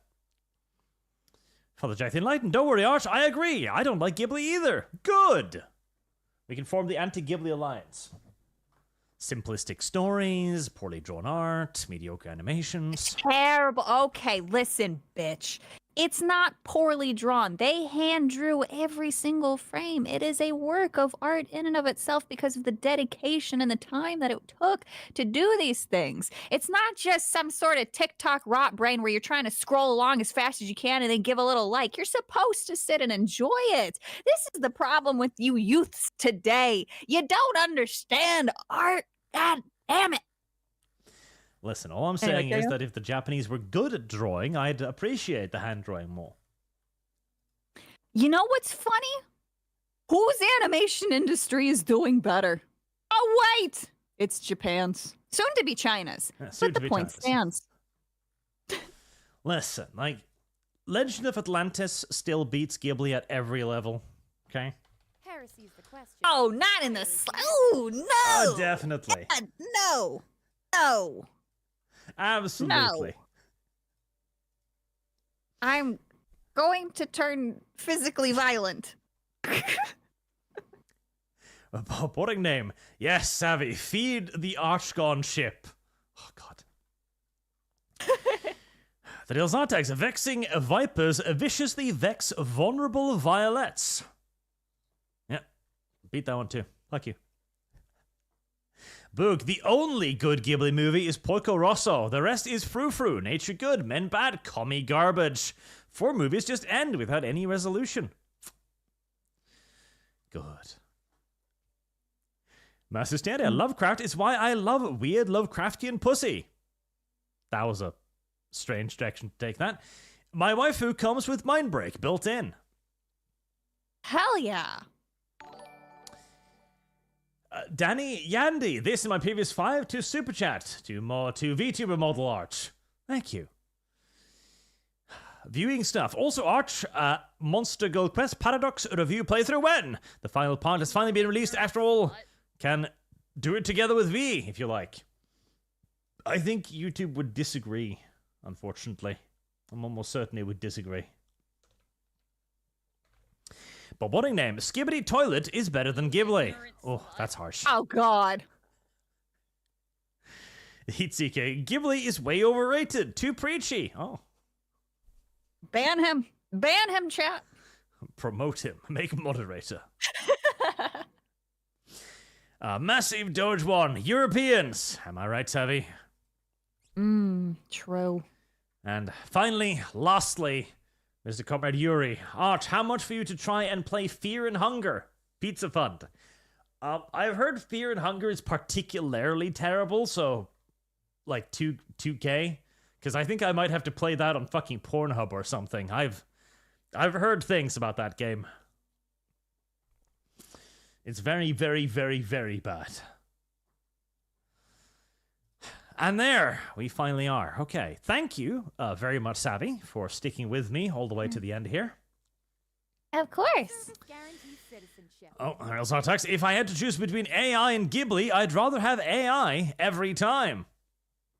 Good You call. wouldn't be saying that, though, if it didn't learn from Ghibli and others. Yeah, AI can produce inferior quality just like Ghibli can. No, but you still need it to be trained on that. See, AI is useful for somebody like me because I can go and make my own model off of my own bullshit art or whatever, you know? If it weren't for the data scraping, nobody else could enjoy it. Heresy's the question. Chest of challenging it. And our document, I will never celebrate Hayao Miyazaki, communists. Father Jack the Enlightened, I guess we know what makes Savvy tick. Ghibli sucks. You have allowed chat to see a weakness now. This will not end anytime soon. Secret of Nim is better than most. Secret of Nim was amazing. It's true. And the DSV Titan Arch just likes Atlantis because he's got a thing for fish women. Oh, but they've got long silver hair, yeah. And brown skin. Skipper Trubisky, anime is a glass of ass water in the desert. And quality has been falling as of late. Still sounds like you drink it. Walking Corpse. Titan AE is far superior. More curry. Titan AE is also very, very, very, very good. Man, we had an amazing animation industry, and then we just fucking kind of killed it. That is the sad thing. Americans, for whatever reason, didn't value it the way that they could have, because it was on its way to being something that everybody could enjoy, and then they just like said, "Nah, it's just for dumb babies." Yeah, we didn't understand it. We didn't understand what we had. Simple as that. We didn't get it. Yeah. We had the best animation studios in the world, in the West. They were amazing. The quality made... the Japanese aped after the West. And then we just... we went for CG instead. The studio that made the Anastasia movie, I believe, was a Fox one, right? I think so. It was not Disney. A lot of people screw that up, but That's not Disney. what they had was truly magical. I'm so sad that we didn't get more of that. Yeah, that's Don Bluth was the other guy. Yeah, He was basically yeah. competing with Disney for ages. And like pound for pound, many of his things are just actually better, but he was way smaller and he didn't have the capital. Yeah, and people didn't want to. I don't know. For maybe it was a control thing, because Disney was more easily manipulated later on. Yeah, Disney was also just bigger, more successful overall, and they knew how to spend their money better. Yeah. Fire is the But yeah, no, the old Don Bluth stuff is magical. It holds up to this day. Anastasia still looks beautiful today. You watch that today, and you're just like, wow, this had to have been made recently. He's active on Twitter. For those who don't know, he also does like animation lectures and character lessons. He breaks down a lot of his art. He's very active. I was so happy to discover that. Mm-hmm. The man's an absolute genius, and it's a tragedy that he was crushed basically by Disney, who then, after outcompeting him in the animations industry, turned around and killed their own animation studios in favor of Pixar. Yep. Fuck Pixar. Amen. God, I was about done. Boring name. Skibbity dub dub dub. Yes, skibbity double ooh. Re skibbity dop dop dop. Yes. God help me. There's Artax. There's other things than Ghibli to train on. Ghibli is just one of many forgettable studios, but AI can't be replaced. God. You know what's funny? Everybody knows their name, though. Can't be that forgettable. Maleficus Shaikan explains why he wants the NTR Mouseman / Lumi. Akabartons999, don't worry, Arch, we know only way you would love Ghibli if they made animation about Skaven overlords. Skaven aren't good. Trick or treat. Dryfee, it didn't get much acclaim, but even Treasure Planet was actually quite good. Oh, it's amazing. It's very, very good. Animation quality's astonishing. I think more people fell in love with it long after the release than during. Yes. Again, at the time, we didn't know what we had. Like, that is the reason why... there are so many things that flopped back in the day that are just amazing today. Yeah, absolutely. Sparky, Arch, if you're going to pick massively overlooked Disney animation, Treasure Planet is the best example. Atlantis is good too, though. Yep, Treasure Channel was great. The Titipig Rancher, Anastasia was Don Bluth. That is correct. And document, we were surrounded by too many Matt Walshers in America at the time, so it never took off. Heresy's the question. Sandoom, Don Bluth's All Dogs Go to Heaven is my favorite by far, and it saddens me to this day on what happened to the girl who played the little girl. I don't want to know. I don't either. Well spent. Pixar was great when it wasn't owned by Disney. And finally, again, lastly, Dryfee, wasn't Don Bluth the guy who also did Fritz the Cat and the animated 70s Lord of the Rings movie? Maybe? I don't know that one. I don't know the answer to that. I don't know that one either. But now, before chat gets uppity again, thank you all very much for watching. Thank you for your generous donations, as always. And thank you, Savy, for being here today. Thank you. Of course, it was fun. And I will see all of you chat again soon. Have a good night, chat.